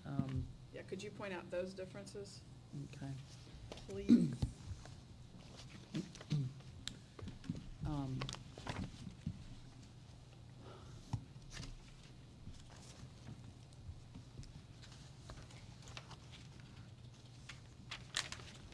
Okay, well, the first part of the work group changes was, we've already discussed in another section. This one is the part of what came out of the work group, but not the only thing that came out of the work group. The first part is under initial patient consultation. I think the wording here, the wording is the same. I just had a question about the last part of number 1 there, before an order is received, and that's a little vague. You could ask, well, received by who? what if an order never follows? You know, it might be something to change or clean up, but if you're happy with it the way it is, I mean, we could live with it. It's just kind of not covering every situation. You know, if a person does this initial consult and then they don't get an order, where are they? They're stuck. They're You dead in the know, water. They can't go any further. Right. But So you can't, you could add provision of a device or whatever cannot be done without an order. But Well, it to says do- that later. It Right, says that you like, cannot fit So this or makes sense deliver. to me. Just if a patient comes in, which happens to me all the time, I work with kids, mom forgot the prescription, it's at home, they have their appointment, they don't want to wait 2 weeks for another appointment. So I go ahead and evaluate the child, mold the child for the AFOs, and then, or whatever, and then mom brings a prescription by or faxes it to us, and we have the order to proceed, but we at least can do that initial evaluation, measurement, casting. And if she without never, the order. if she never produces it, that casket's eventually Right, thrown in the we trash, throw right? them away, right. We don't build them, because that's just costing us money, we can't get paid without it, so. well, and this is not saying that the order has to have been written when they're Correct. examined either, you know? Right. So it could be written and received after that initial Correct. consult. I've had patients come in that have outgrown their braces, and mom hasn't been to see the doctor. I will go ahead and mold them at that appointment and tell them, go see your doctor and get the prescription and drop it off. They don't need another appointment. When they came in for that adjustment, I said, there's no adjusting this. We need new ones. I will go ahead and ask mom, do you want me to get the molds today to save you another appointment? She says, yes, I do it. And I tell her, we can't do anything until we get the prescription, but then they can just drop it off without a prescription, without an appointment. Do you think it should say before an order is received by the practitioner there, as opposed to the patient, or, you know? Well, we have to have the order in our hands, so our facility has to have it before we move on with care. I don't I think think you, the way it's worded here is fine. yeah, I don't person- think you need to be that specific. It's Okay. just the way it happens. Y'all agree?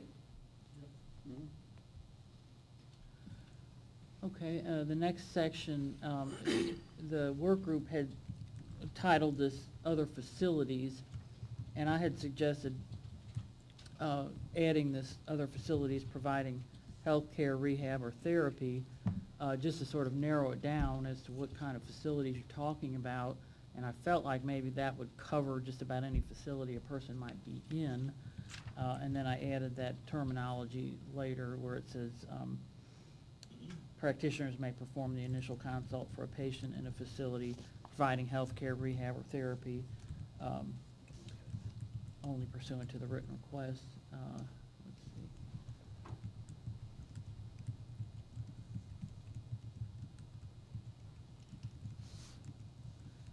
And I did ask about having to say signed if the written request for consult for the specific patient that has been signed by a member of the patient's healthcare team. I asked about whether that could just say issued or, because a request might not actually need to be signed. If it's written in a patient's record, maybe it doesn't have to actually be signed by the person. I don't know, you know, that's really up to you if you wanted that to say issued or made instead of signed. If you want to say it's signed, it's fine. Well, anything in the patient record is signed. I mean, anytime when a doctor writes a note, they sign off on it, or. Or signed by the nurse that received the order. 'Cause Well, this sometimes is the a written doctor will request call for consult, it's not an order. Right. So do we want to have it signed? And just to clarify, if a physical therapist calls me and says, I have a child I'd like you to come look at, I'm not sure what we want to do, can you come in and evaluate the child with me and come up with a plan so we can make a recommendation to the physician? I would need to get that there. I would have to write something to get the therapist to sign it that she asked me to come and do this consultation. because I've never done that before. If they call me up and say, I got a kid coming in 10 o'clock tomorrow, can you come in? And, yeah, I'll go in and so I would need an order to do that consultation, which I've never done before. That's an interesting question. So the intent, let me give you the intent behind this, and why we put it in here. And the intent is to shut down solicitation, per se, in the hospital, especially for new amputees. Right. So I don't want a sales rep for a company walking into a patient's room 24, 48 hours, whatever, after an amputation, and trying to sell his company to them and leaving paperwork and documentation. I want a member of the healthcare team to say, you know, John Doe, you've just had an amputation, I'm gonna have so-and-so come in and talk to you about it and give you some information, and I want that company or that practitioner to be invited to come in. So there has been reports of, Yeah, it for happens lack all of the time. trolling It in happens the all the hallways. time. And it's primarily for prosthetics. Right, and I agree with that. So that's the I completely intent. disagree with the people that do that, that Right. show up. They've got someone in the hospital that tells them, hey, we just got an amputee in, and they send their marketing rep into the patient's room to drop off marketing Right. materials and whatever. But So that's the intent. So the example but that you gave is a little bit different. That's. which happens much more often, I think. I don't do that so Well, much it now. happens in your practice, but Yeah. that's a good point. This is only gonna regulate practitioners. We can't regulate unregulated marketing people. Right. Yeah, so.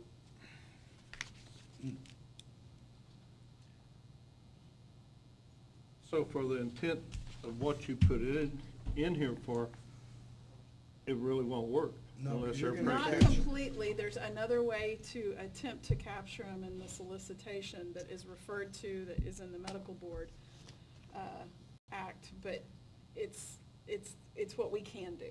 Yeah, we know why it's in there, and we like it, but It catches a lot more items Yeah. than what the intent is.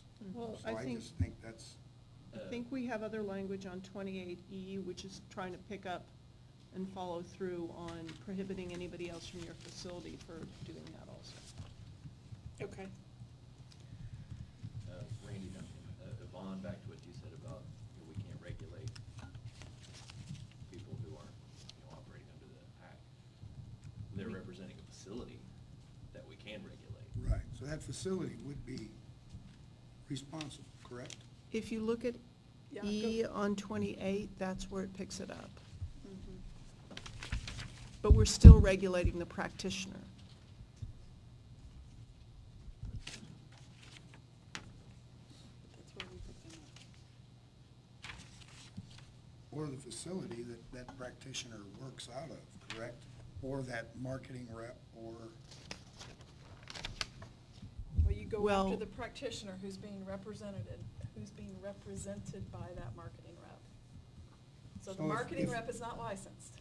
correct. And if I'm a hanger office with 15 practitioners, and I've got people out marketing, and that marketer makes a commission on every one he or she gets, she's trolling the hallways of the hospital, or doctor's offices, or dialysis units, looking for amputees. I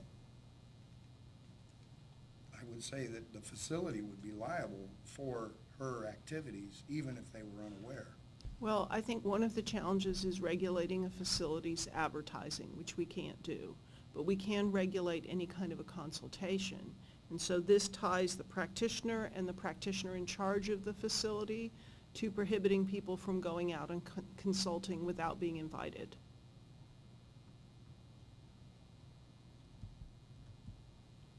It's kind of a fine line, because we can't prohibit advertising. but the word invited by who? A member of the Because- healthcare team. Yeah, but the healthcare team, or say his Uncle Joe that you fit, says go up there and talk to him. What do? You go up there and talk to them. Or did you Family- say I a can't family go up there member and? can invite you. I mean, that's Not what you just said. No, but that's a You just said it- documentable a document. request to come, directly from the patient. Right. But you're not gonna document it because you don't have a chart on that patient, so there's no documentation. Yeah, that's between- where I fall into. I've always said unless a patient or the doctor calls me, I'm not going up there. Okay. And that's just the way we operate. But we're in the boonies too. So that's great. I wish everybody operated that way. This one's tricky. It really is, because Because we can't regulate the marketing practices of a facility, meaning that a marketer can go anywhere and everywhere and market the facility. I mean, practitioners typically are not trolls. They can be. There's a few. There are a few. But more often than not, it's a marketing representative that's out there that's, And they can go talk to the facility. I just don't want them in the patient's but room. they go in the patient's room. I mean, But- we've but- had patients that we get an order from the doctor for an RRD, we show up and they've already got 3 cards from other facilities. So we'd like to try to rectify that. That would be nice, but with a catch-all word like this where you need to have something in writing, you're gonna have a lot of other people caught up in that. So anytime that you go do a patient evaluation at a physical therapy clinic or at an inpatient, nursing home, I've done all of this in the past, they want my expertise and they wanna make a good recommendation to the physician, so they call me and I come up and So you know what? If they, in their own note, they say, I have called ABC Orthotics to come and consult, but and they're they've not signed their required. note. Then we have to require them to do that. Now, Ms. Mize and Mr. Matthews, are we, not to interrupt, but I did just add your name for the record because we have just divulged Yes, into ma'am. conversation, which is good to discuss, just make sure we know who's talking for the public out there. I heard somebody say that, okay, this is for practitioners, right? This section, we're talking about practitioners may perform initial consultation. So are we still there, or are we moving into another realm? Catherine Mize, we're sort of bouncing between the bottom of page 27 and E on page 28, because they're both intertwined. Well, this is saying you can't go in a facility and consult unless you've got a signed request from someone from that facility. Should we add, or at the request of the patient? Would that help? I mean, I don't know.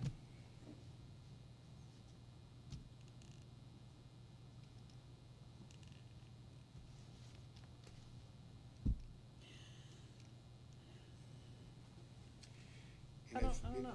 If I would be okay with it. I mean, I could bring a note to the physical therapist. I could just have a standard form, and then I go do the consultation. But then where do I put that form? In your file. I don't have a patient chart, so I have to create a new file of, When you do a consult, you don't create a patient chart?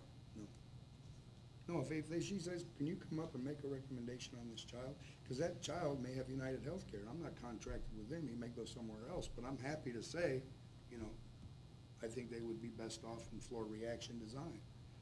That's not necessarily my patient. I'm doing this for the therapist, to help a therapist out with a recommendation.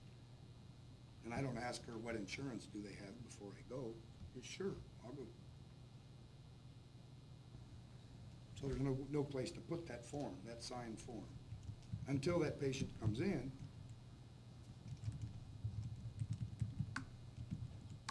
and I don't want to ask the physical therapist for the demographics on that patient so that I can put them into OPI, and then when I get back, I can scan it in, and it's just a dead chart, but I've got something there. I don't know. I agree that it's a problem in prosthetics. So maybe we could just say prosthetics.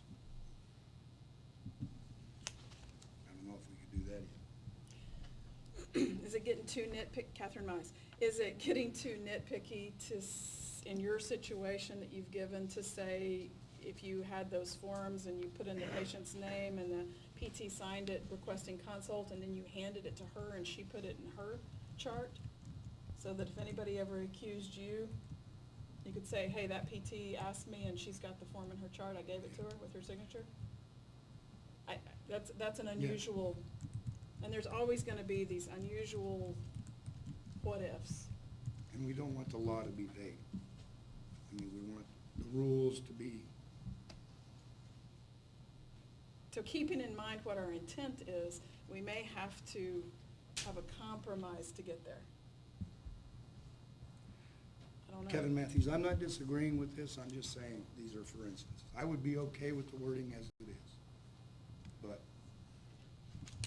Randy Duncan, I'm also okay with the wording, but, you know, in a scenario like that, you know, what is the concern that at some point you're gonna be prosecuted for showing up and seeing a patient at the request of the therapist? I mean, at the end of the day, if something comes up, it'd be very easy to verify, call the therapist, you know, for enforcement to call the therapist and say, did you ask so-and-so to come? And they will say, yes, I did. Kevin Matthews, I'm not worried about this And ever unless I'm happening and me confused. ever being prosecuted for helping someone out. So I personally, I feel this wording is fine, and I don't feel like if I didn't get that paperwork that you guys, that the board would ever prosecute me for not getting that particular. That would bring into. This is David Aaron's. Does it make it unenforceable if you remove the word written? We want something in writing. Makes it more challenging. Well, there are also established guidelines for documenting a verbal request.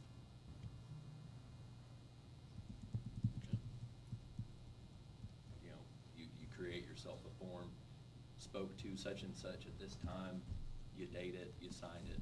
Phone records are very easily verified, you know, if that is really an issue.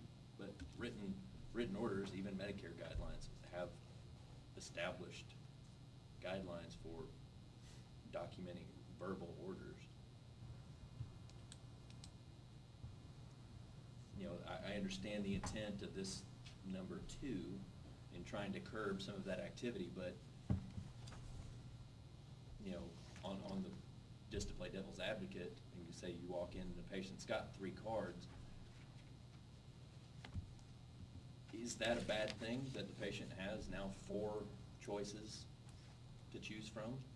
You know, I've dealt with patients secondhand, thirdhand, that they said, how come this is the first time I'm hearing about you? Well, what hospital did you have your surgery in? So-and-so. That hospital won't let me come in because they've got an exclusive contract with another provider. Now, I don't agree that somebody should just be trolling the halls, sniffing out amputations that have been, you know, are in an acute scenario. I think this helps try and kind of curb some of that, but what you really need to do, if you've got marketing professionals that are trolling the halls and dropping off paperwork, you need to contact the hospital and say, hey, you're a private facility and you've got somebody wandering your halls, popping into rooms and dropping off materials. Let them, you know, let them cut their own grass, so to speak. I think this is good. You know, this is good. We don't need to just be showing up places, you know, without an invitation from someone at the facility, and whether that's a therapist or a nurse, you know, the patient's family. Like Kent said, I've been taking care of Uncle so-and-so for 15 years, and now his niece has been in an accident and really needs somebody that, you know, the family can trust to come help take care of her. There's no reason that should be prevented from happening.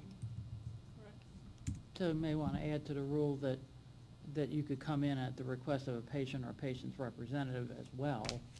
Yes and no, because that also would open up a loophole to say, you know, if anybody asks you, just tell them that, you know, you asked me to come in here. You know, I don't want to, sometimes being too specific, you know, creates opportunity. And I would think this is not a hard thing to comply with.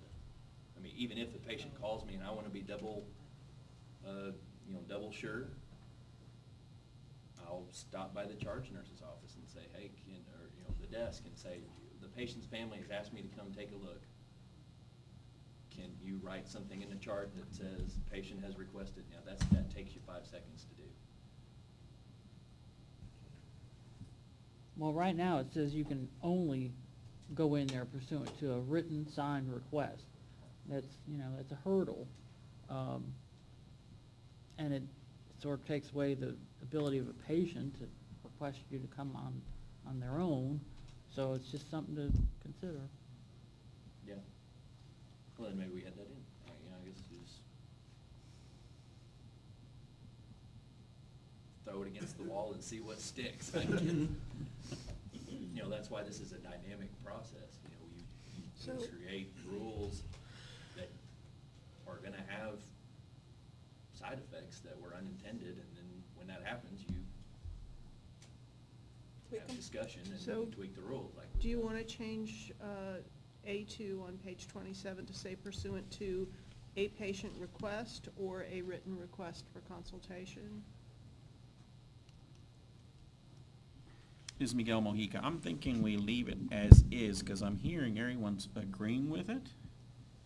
There is some concerns here, but would we say that, am I understanding it correctly, everybody thinks it's okay? Yeah. Yes. That's kind of what I'm hearing, so I'm gonna say let's leave it as is. We still have some time to think about it, because it's gonna be revisited again. So between now and that time, if any of us have a big concern, I think we'll have a better discussion maybe, or discuss this again and spend some time in it, but, yeah. So I say we leave it as is. I think we're all comfortable with it as is and move forward.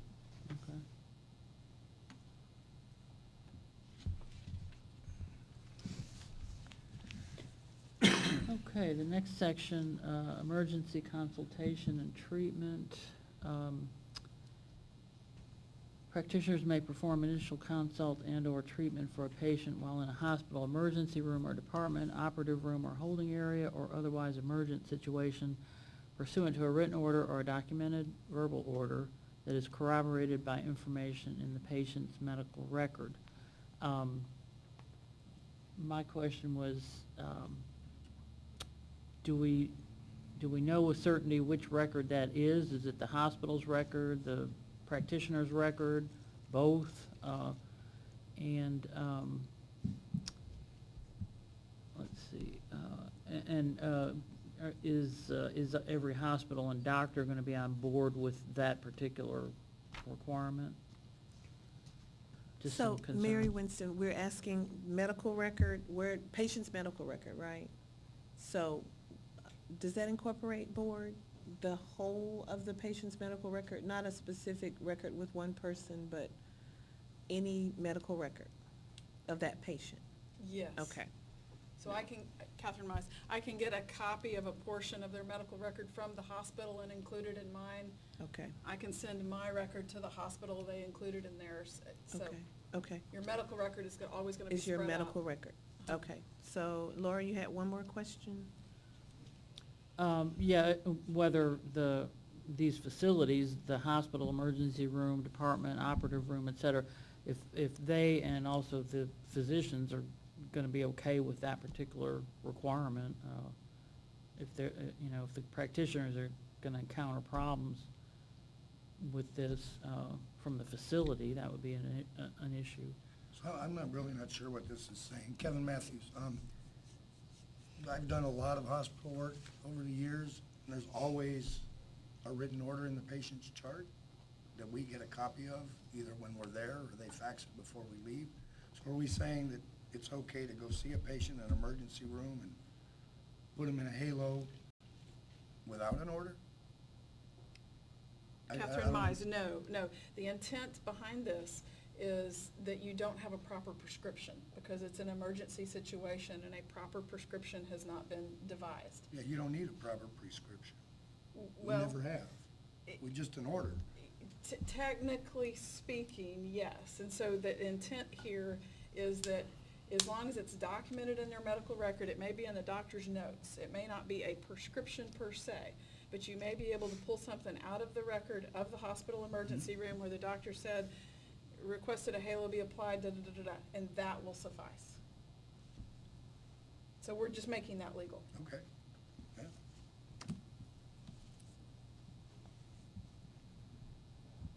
This has been a concern by some of the people out there, that they couldn't get a truly proper, meets all the requirements prescription.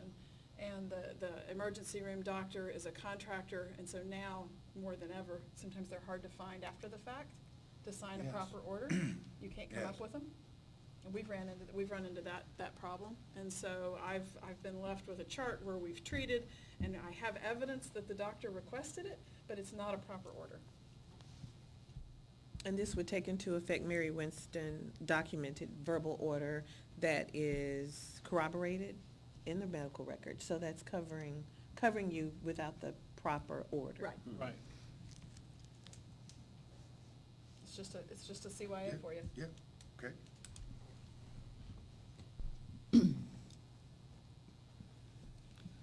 Okay, and the next section is about the order being required for treatment, and then it's saying the practitioner has to ensure that these standards are followed, and the first one is all fitting, including diagnostic fitting and/or delivery, requires a written order. The order may initially be provided verbally and documented in the patient's record.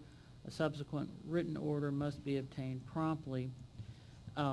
It's not actually saying who has to do that documenting, and again, which record for the patient, the facilities, the practitioners. Those are things you may or may not want to clarify or be more specific. The order must be obtained from the physician or healthcare professional in the format prescribed by the law and rules governing the prescribing physician or healthcare professional. That's basically, they need to write an order that complies with what they're required to do. And I think we need to qualify licensed physician or healthcare professional as specified by, and then, make sure we tie back to the language in the law as which healthcare professionals have authority, because it's too loose the way it is. Yeah, I would agree. Catherine Mice, I would agree with that. Okay. Well, it's got, I just put according to the law and rules governing that person. Randy Right. Duncan for just add to the end of healthcare professional, just add with prescriptive authority. Any physician or other healthcare professional with prescriptive authority. Because only certain individuals can prescribe anything anyway. Just because a therapist says this patient needs an AFO doesn't give me carte blanche to provide an AFO. They apply straight to. Kevin Matthews. So if I have a patient come in, which has happened several times, and I see them for a leg brace, and they tell me their back is also bothering them, or vice versa, and I were to tell the patient, yeah, do you have back braces? Sure, we got back braces, and I'll bring one in, show it to them, put it on them. If they like it, then they go get a prescription. But that would be illegal then. Catherine Mize, if you put it on them. Yes. If you showed it to them, you'd be fine. If you put it on them, you'd be going beyond the line. You're saying put it on them and sent them out of the office? No. I put it on it. They say, do you have back braces here? Yeah, I have a back brace here. Let me show it to you. Show it Well, to can I you. see what it feels like? Sure. Put it on them. I don't see anything wrong with that, as long as they don't leave with it, and they put it on and they say, well, I don't like the way this feels, well, then they don't have to go get a prescription. So it's just, to me, I don't see where that is a conflict or a problem. If a patient asks me a question, say, yeah, I have this product, and I put it on them, and they say, oh, I like how that feels, then go see your doctor and get a prescription. I don't call doctors and ask the doctor for a prescription, ever, and so I just tell the patient, well, if you want to get a back brace and you like this one, go see your doctor. So in response to that, Catherine Mize, let's go back to the intent of what we're trying to accomplish here. Trying to define when in the process do you need an order. So our discussions boiled down to when in the process of treating a patient can harm potentially be inflicted. Okay, so when you look at that question, when I'm casting a patient, it's not likely that I'm going to hurt them. And like you've described with the mom and the kid, and I forgot my prescription or they've outgrown it, it's a very much a convenience to the patient for us to proceed. When you look at the realm of what we do, when you fit the test socket, you're potentially introducing a potential for harm. So we drew the line at fitting of a device. Kevin Matthews, I disagree with that. I think you need a written order for delivery, period. I can't see why a patient comes and sees you, their prosthesis is way too loose, they're wearing 15 plies of sock, so you say, okay, you gotta go see your doctor and get an order, but you go ahead and cast the patient because they need a new leg and you wanna get it on them as soon as possible. And now, with Medicare guidelines, they have to go, what I require patients to do is they gotta go see a physical therapist to establish the K level if I don't already have that in their file, because I wanna know that I'm gonna get paid. And then once we get the K level, then they get the prescription. I may have already done a dynamic alignment and fit the check socket and finished out the leg. But until I get that physical order, I cannot deliver that leg. The patient cannot, I can't deliver. So, to my way of thinking, if you're a licensed practitioner and you have an order, you put a test socket on someone and you walk them in a leg and the leg breaks and they fall and they hurt themselves, it really doesn't matter if you had an order or not. You're liable for that incident. For me, legally, and by Medicare standards, you can deliver it without a written order, but you just can't bill for it without a written order. For, I think, licensure standards, you cannot deliver it without that written order in the chart. Just my thoughts. I understand, what other people say, but I feel delivery should be. You can deliver it with what am I trying to say? You can deliver it, you have to have a written order to deliver it. It does not have to be the detailed written order. You have to have the detailed written order in order to bill it. Which item do you have an issue with, Kevin? Just the fact that you can't do a dynamic alignment on a patient if you don't have the written order yet. I don't see how that, I just think that the written order should come into play at delivery. Okay, and this is, Catherine Mize, this is not specifying the detailed written order that you just referred to, Randy. Right. What we decided as a group was that you had to have an order to fit the patient. We're saying that we operate under a prescription. Well, I think that's probably appropriate. So, I mean, you've given the freedom to take a cast, and you've got some time to prepare. You should be able to get some type of order from the physician's office at that point before doing a diagnostic fitting. Some Should that patients be can't the- get in to see their physician for a few weeks. Should that be the cutoff, instead of saying all fitting, say diagnostic fitting and/or delivery requires, instead of all fitting? Would that help? For me, I just think delivery, but I'm probably outnumbered on the board. That's my thoughts. Well, I think you have to look at the statute too, and it says fitting under an order is the practice. And the practice requires a license. So if you're gonna say there's fitting you can do without an order, you're kinda saying there's fitting you can do without a license, which is really not, I think, where we wanna attempt to go, because I don't think Now, that time, Yvonne, I'm sorry, I didn't hear it. I heard a part of it, I'm sorry. Well, the statute includes fitting under an order in the definition of the practice. So if you let people fit without an order, you're kind of saying you let them fit without a license, if it's not part of the practice. And it is in the statute. If you read the definition of orthotics and prosthetics, it says fitting under an order. Well, it's not saying they can do it without an order, it says they can follow, they can, you know, it's sort of the timing of when they're doing these things, so. Ken Phillips. In Kevin's case and then mine, you know, we've been fitting a patient for years and years. We know when he needs another one. They drive 200 miles and they happen to be in town that day.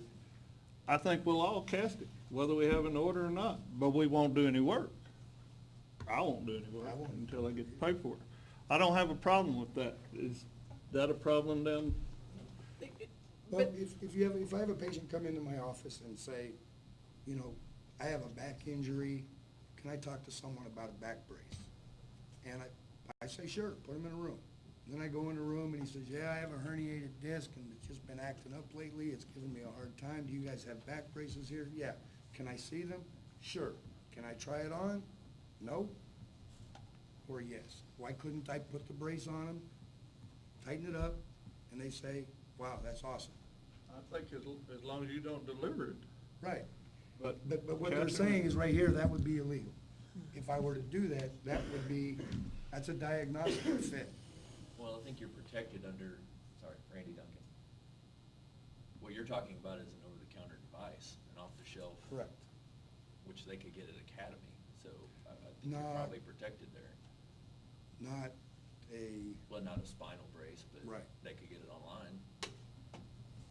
Or a hinge knee brace.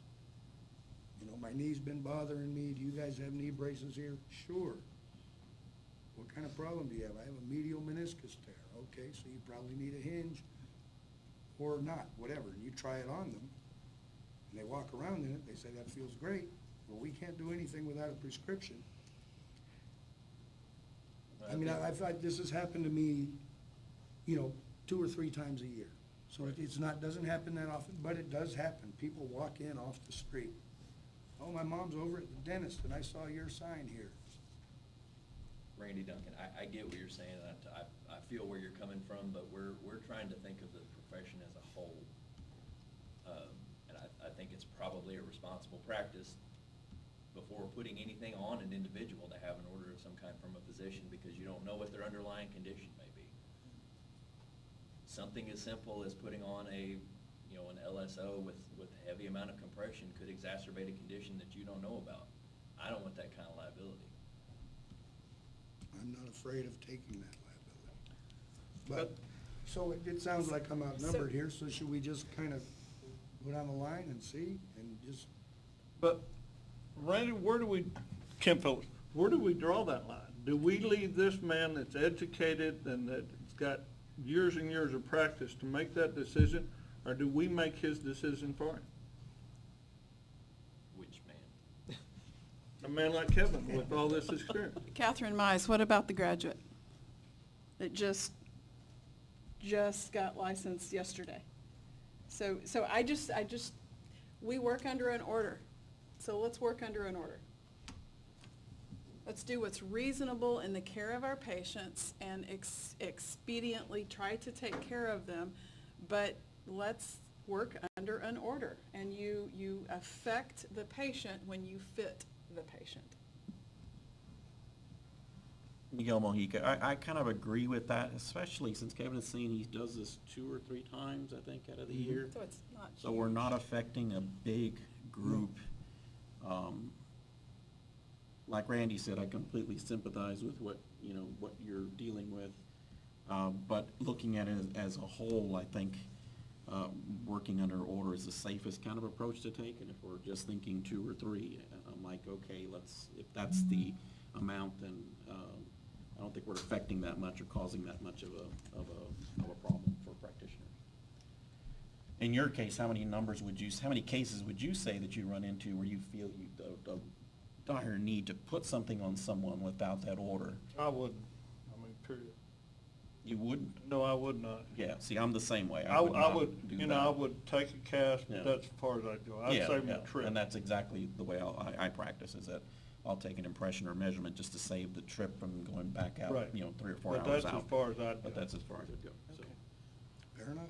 Okay. Well, and this is saying it can be a verbal order, so you could conceivably get on the phone with the doctor's office and get a verbal order at that point, because it's saying it just has to be committed to writing eventually, so you're not totally restricted. Yeah, and I understand where everyone's coming from here, and I don't disagree so much, so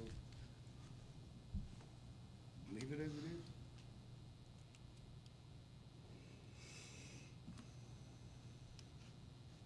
And you don't feel like the documentation or the record, you know, any of that needs clarification? This is clear enough, the way it's written, as to who has to document and where. Catherine Mize, in my opinion, is clear enough. Miguel Mojica, I agree.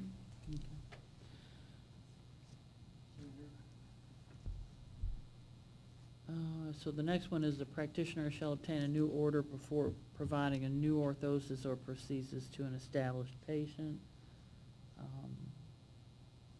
I think that is sort of working in conjunction with the next one, which is a practitioner may adjust, repair, or maintain an orthosis or prosthesis or provide replacement soft goods, supplies, and components in accordance with the existing order for an established patient. In other words, it's opening the door to not having to have a new order for everything you provide to them. If you have an order for that device. Kevin Matthews, and so what this means is if a patient has a double upright AFO and brings in a shoe to have a caliper plate put on, we don't need a prescription, we can just put the plate on. We're not providing a new orthosis, we're just putting a plate on, correct? That is correct.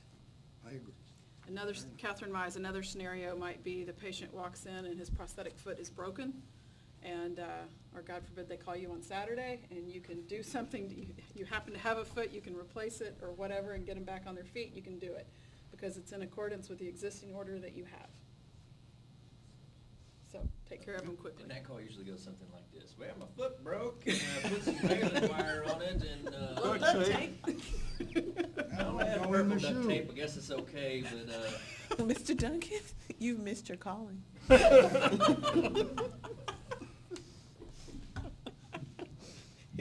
We appointed him on the board for comedic relief, so he's doing a good job. He is, great job, great job.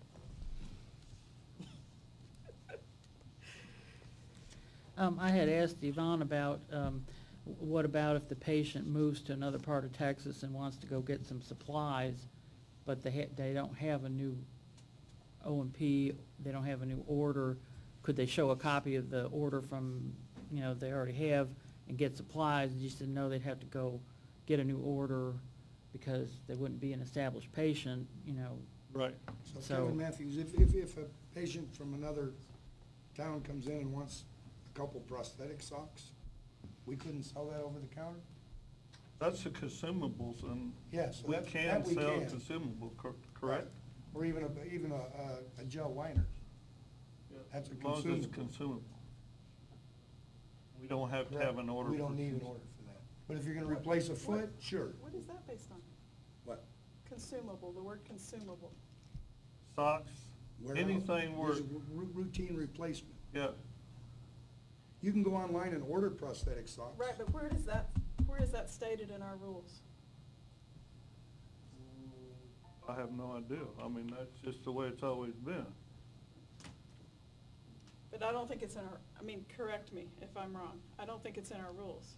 Are you saying we can't sell them as socks?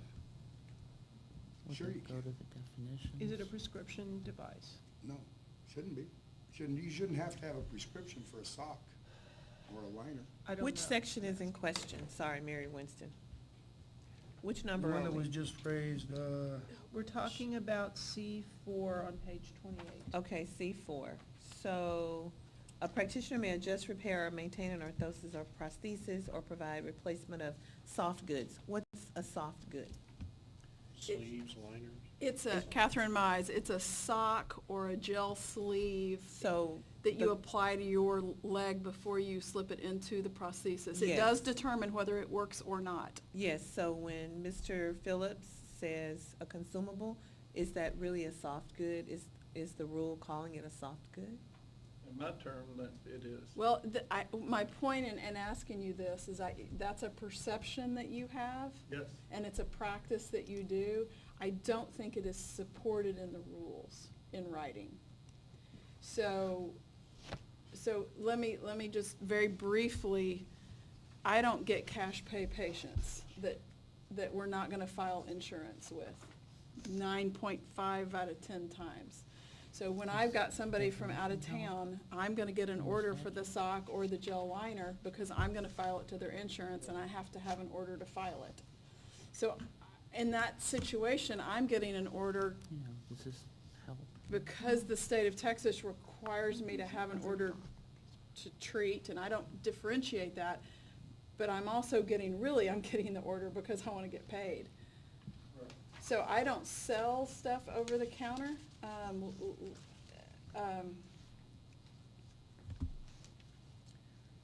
But maybe I'm an exception. So if David came through and needed a sock and had cash in his hand, he couldn't get one at your office?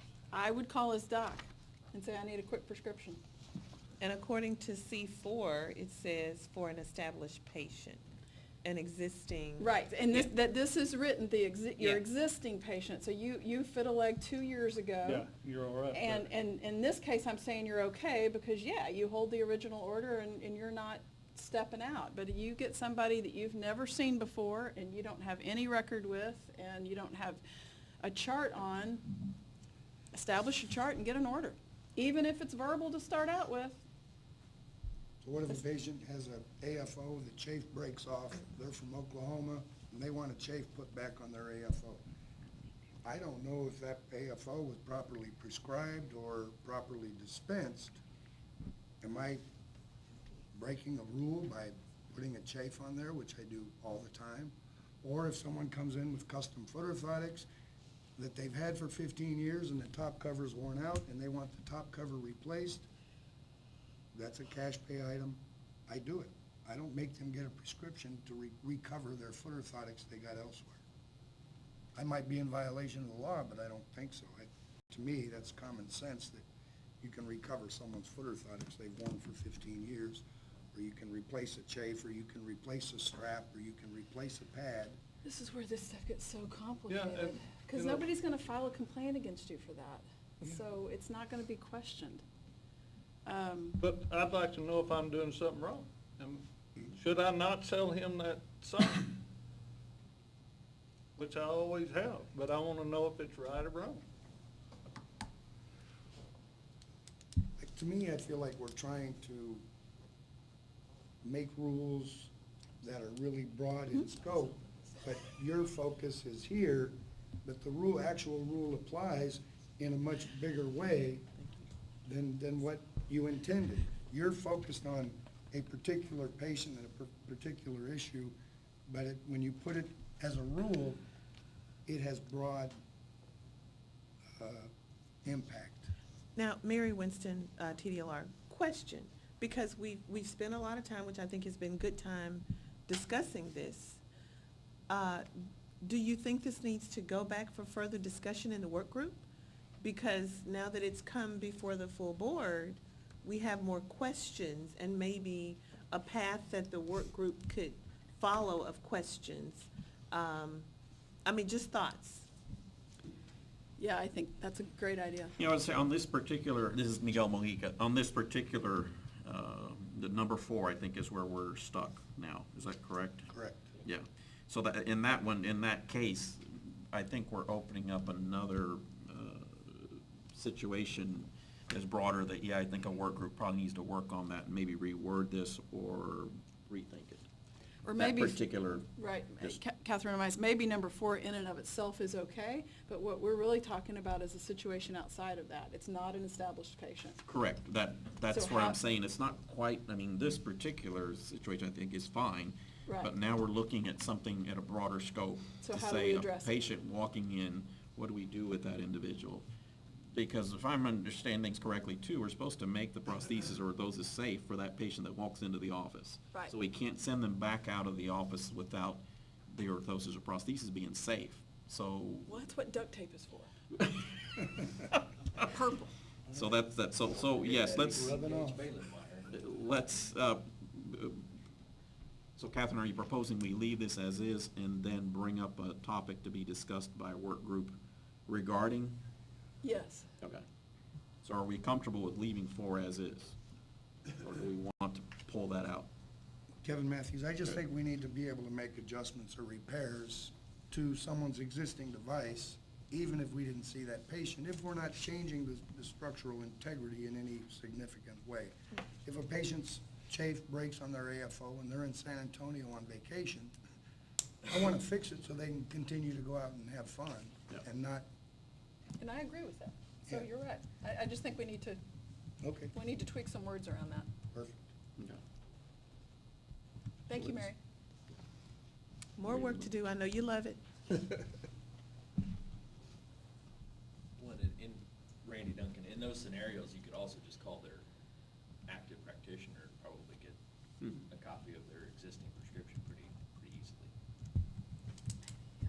I'd rather just grab the brace, put a chafe on it, and send them out. Well, do that and then call the place, get that information. But I'm still bogged up on trying to sell that damn sock. All right? Me too, sell the sock. So let me know what I can do or can't do. This is David Aaron's. Why don't we just get with whoever decided that that stuff needs to have a prescription and tell them to make it where it doesn't need to have a prescription, you know? And that's a work It's- group consideration Yeah. about the rules. The and work that's group what- will, that work group will definitely look into that. Yeah. All right, so let's go ahead and move on. Okay. D.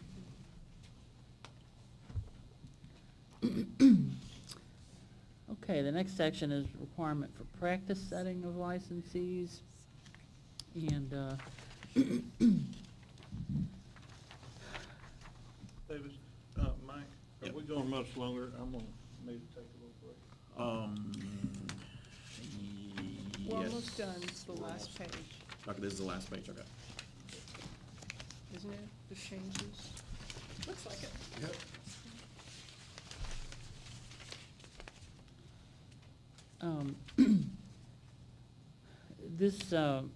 This kind of restates what's been there already about practice setting.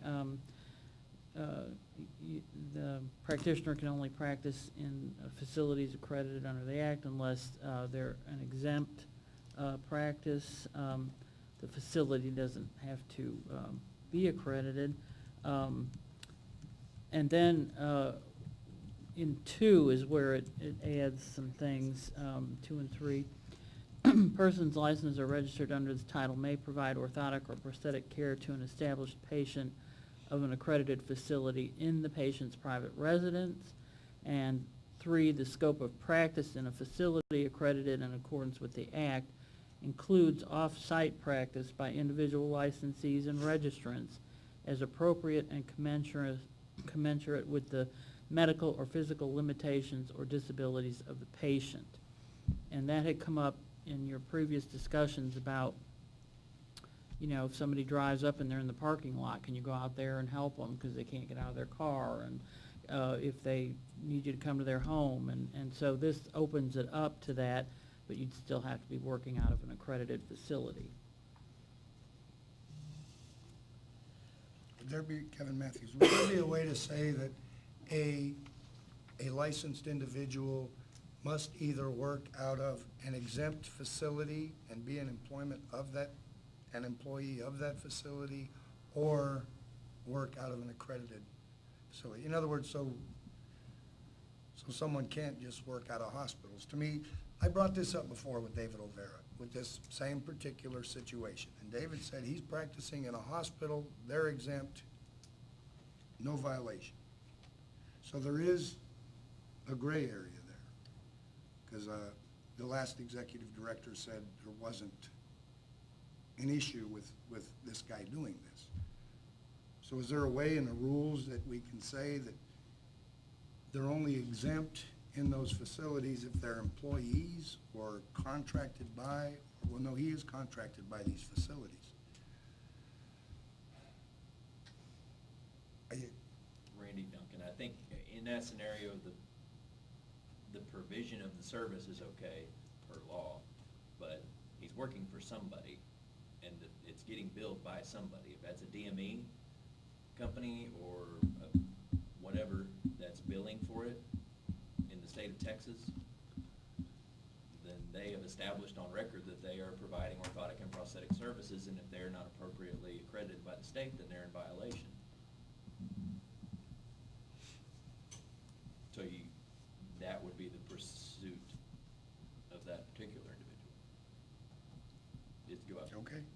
have. So we don't need anything specifically that You know, says. and he's probably not doing anything wrong, he's not on paper following the law, and we need to get them compliant. If that means that the DME company has to become accredited, so be it, fine, as long as they've got all the proper They gotta get chairs with armrests. chairs and available. armrests. At least one. They've got their licenses on the wall with the rope LED light encircling it for prominent Okay. display purposes. All right, I just was curious if we needed further clarification on that. I'm gonna look at it and see if there, Just make if sure. there is anything we need to do 'Cause you're for right, that that's- situation. That's perfect. Intent.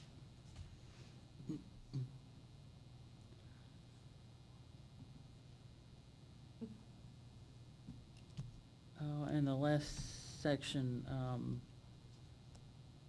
I kind of separated out to have the 1 and the 2 there, but that's from the work group, that practitioners shall prohibit any person affiliated in any way with their practice or the practice of an accredited facility to provide or attempt to provide a consult in violation of this section or prohibited by the Occupations Code 102001, which is the anti-solicitation requirement that applies, that can't solicit patients the way has been discussed already today.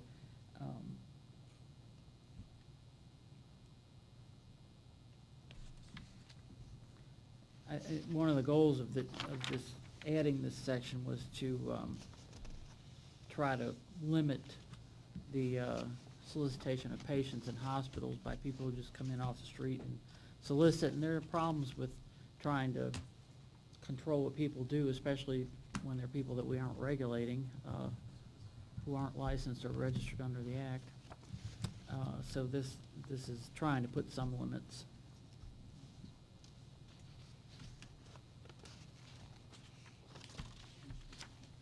There are a couple of little changes after this, but they're really minor. Catherine Mize, thank you for all your hard work on this. I know the hours, I really don't. I know the hours I've put into it, and I know you've put a whole lot more than that, so thank you. Oh, sure. Yeah, I mean, we're kind of in new territory on some of this, but I think we're trying to just get it into rule what's already been going on and trying to put some limits and scope on that, and I think it's a good thing, and to think about it. Since this is going back to the work group, we may or may not have a draft ready to, propose the next time, so we'll have to sort out how that's gonna work.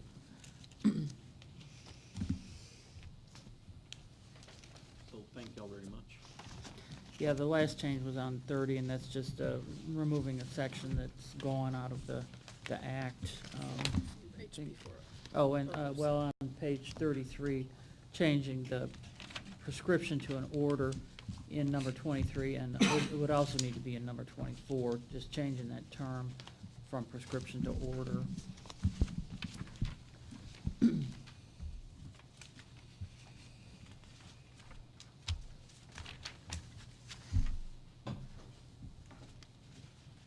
We ready for the motion to adjourn?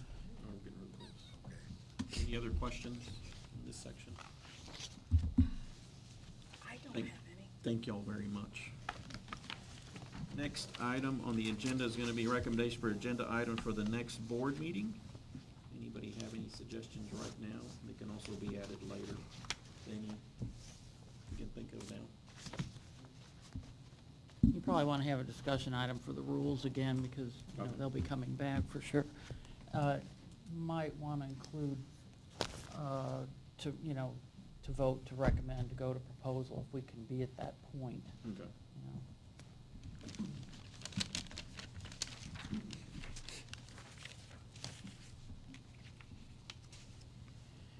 And then moving on to agenda item I, discussion of time and date, time and location of the next board meeting.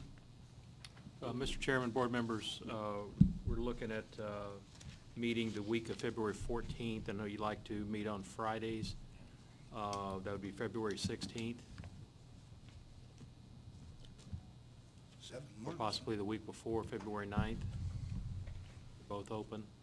Catherine Mize, do we have to wait till February? Could we have a fall? Ms. Mize, Mary Winston, we have, and we didn't necessarily hand this out to you because it's for the whole health professions. We have bill implementation timelines that incorporate all of the new things that were added through House Bill 4007, as well as incorporating all of the new programs that we have been blessed with, including behavior analyst, which is a completely new license, and the last 6 from Senate Bill 202 in 2015. So the problem with the fall is time and availability with getting all of everything else scheduled. September, the new programs come on, it's not open for a meeting. And I'm not sure if, and maybe the work group will have a chance to meet again before that time to discuss. October, we'll be having an advisory board summit as well as other meetings for the new groups. That's not an available time either. Then we're heading to November. We've just filled our calendars and we have the holidays. So the earliest that would really be feasible would be that January or February. The new programs have never met, so they have to get to the penalty matrices, everything you guys had to do when you first came over. So we have to get them incorporated in. At least we're up and running with your group. So it's not as urgent, we feel. A lot of work has already been done. So that's why they've just been put in front of you this go-round.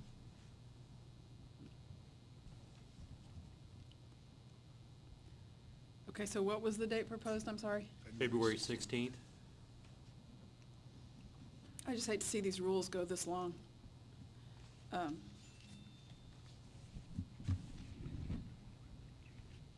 But I guess if we have to, we have to. Everybody good with February 16th? Friday? Yep. 10 a.m., same time. 10 a.m. is good. Thank you. And do I have a motion for adjournment? Motion to adjourn. Kevin Matthews. Do I have a second? A second, please. All in favor? Aye. All against? So moved. Thank y'all very much.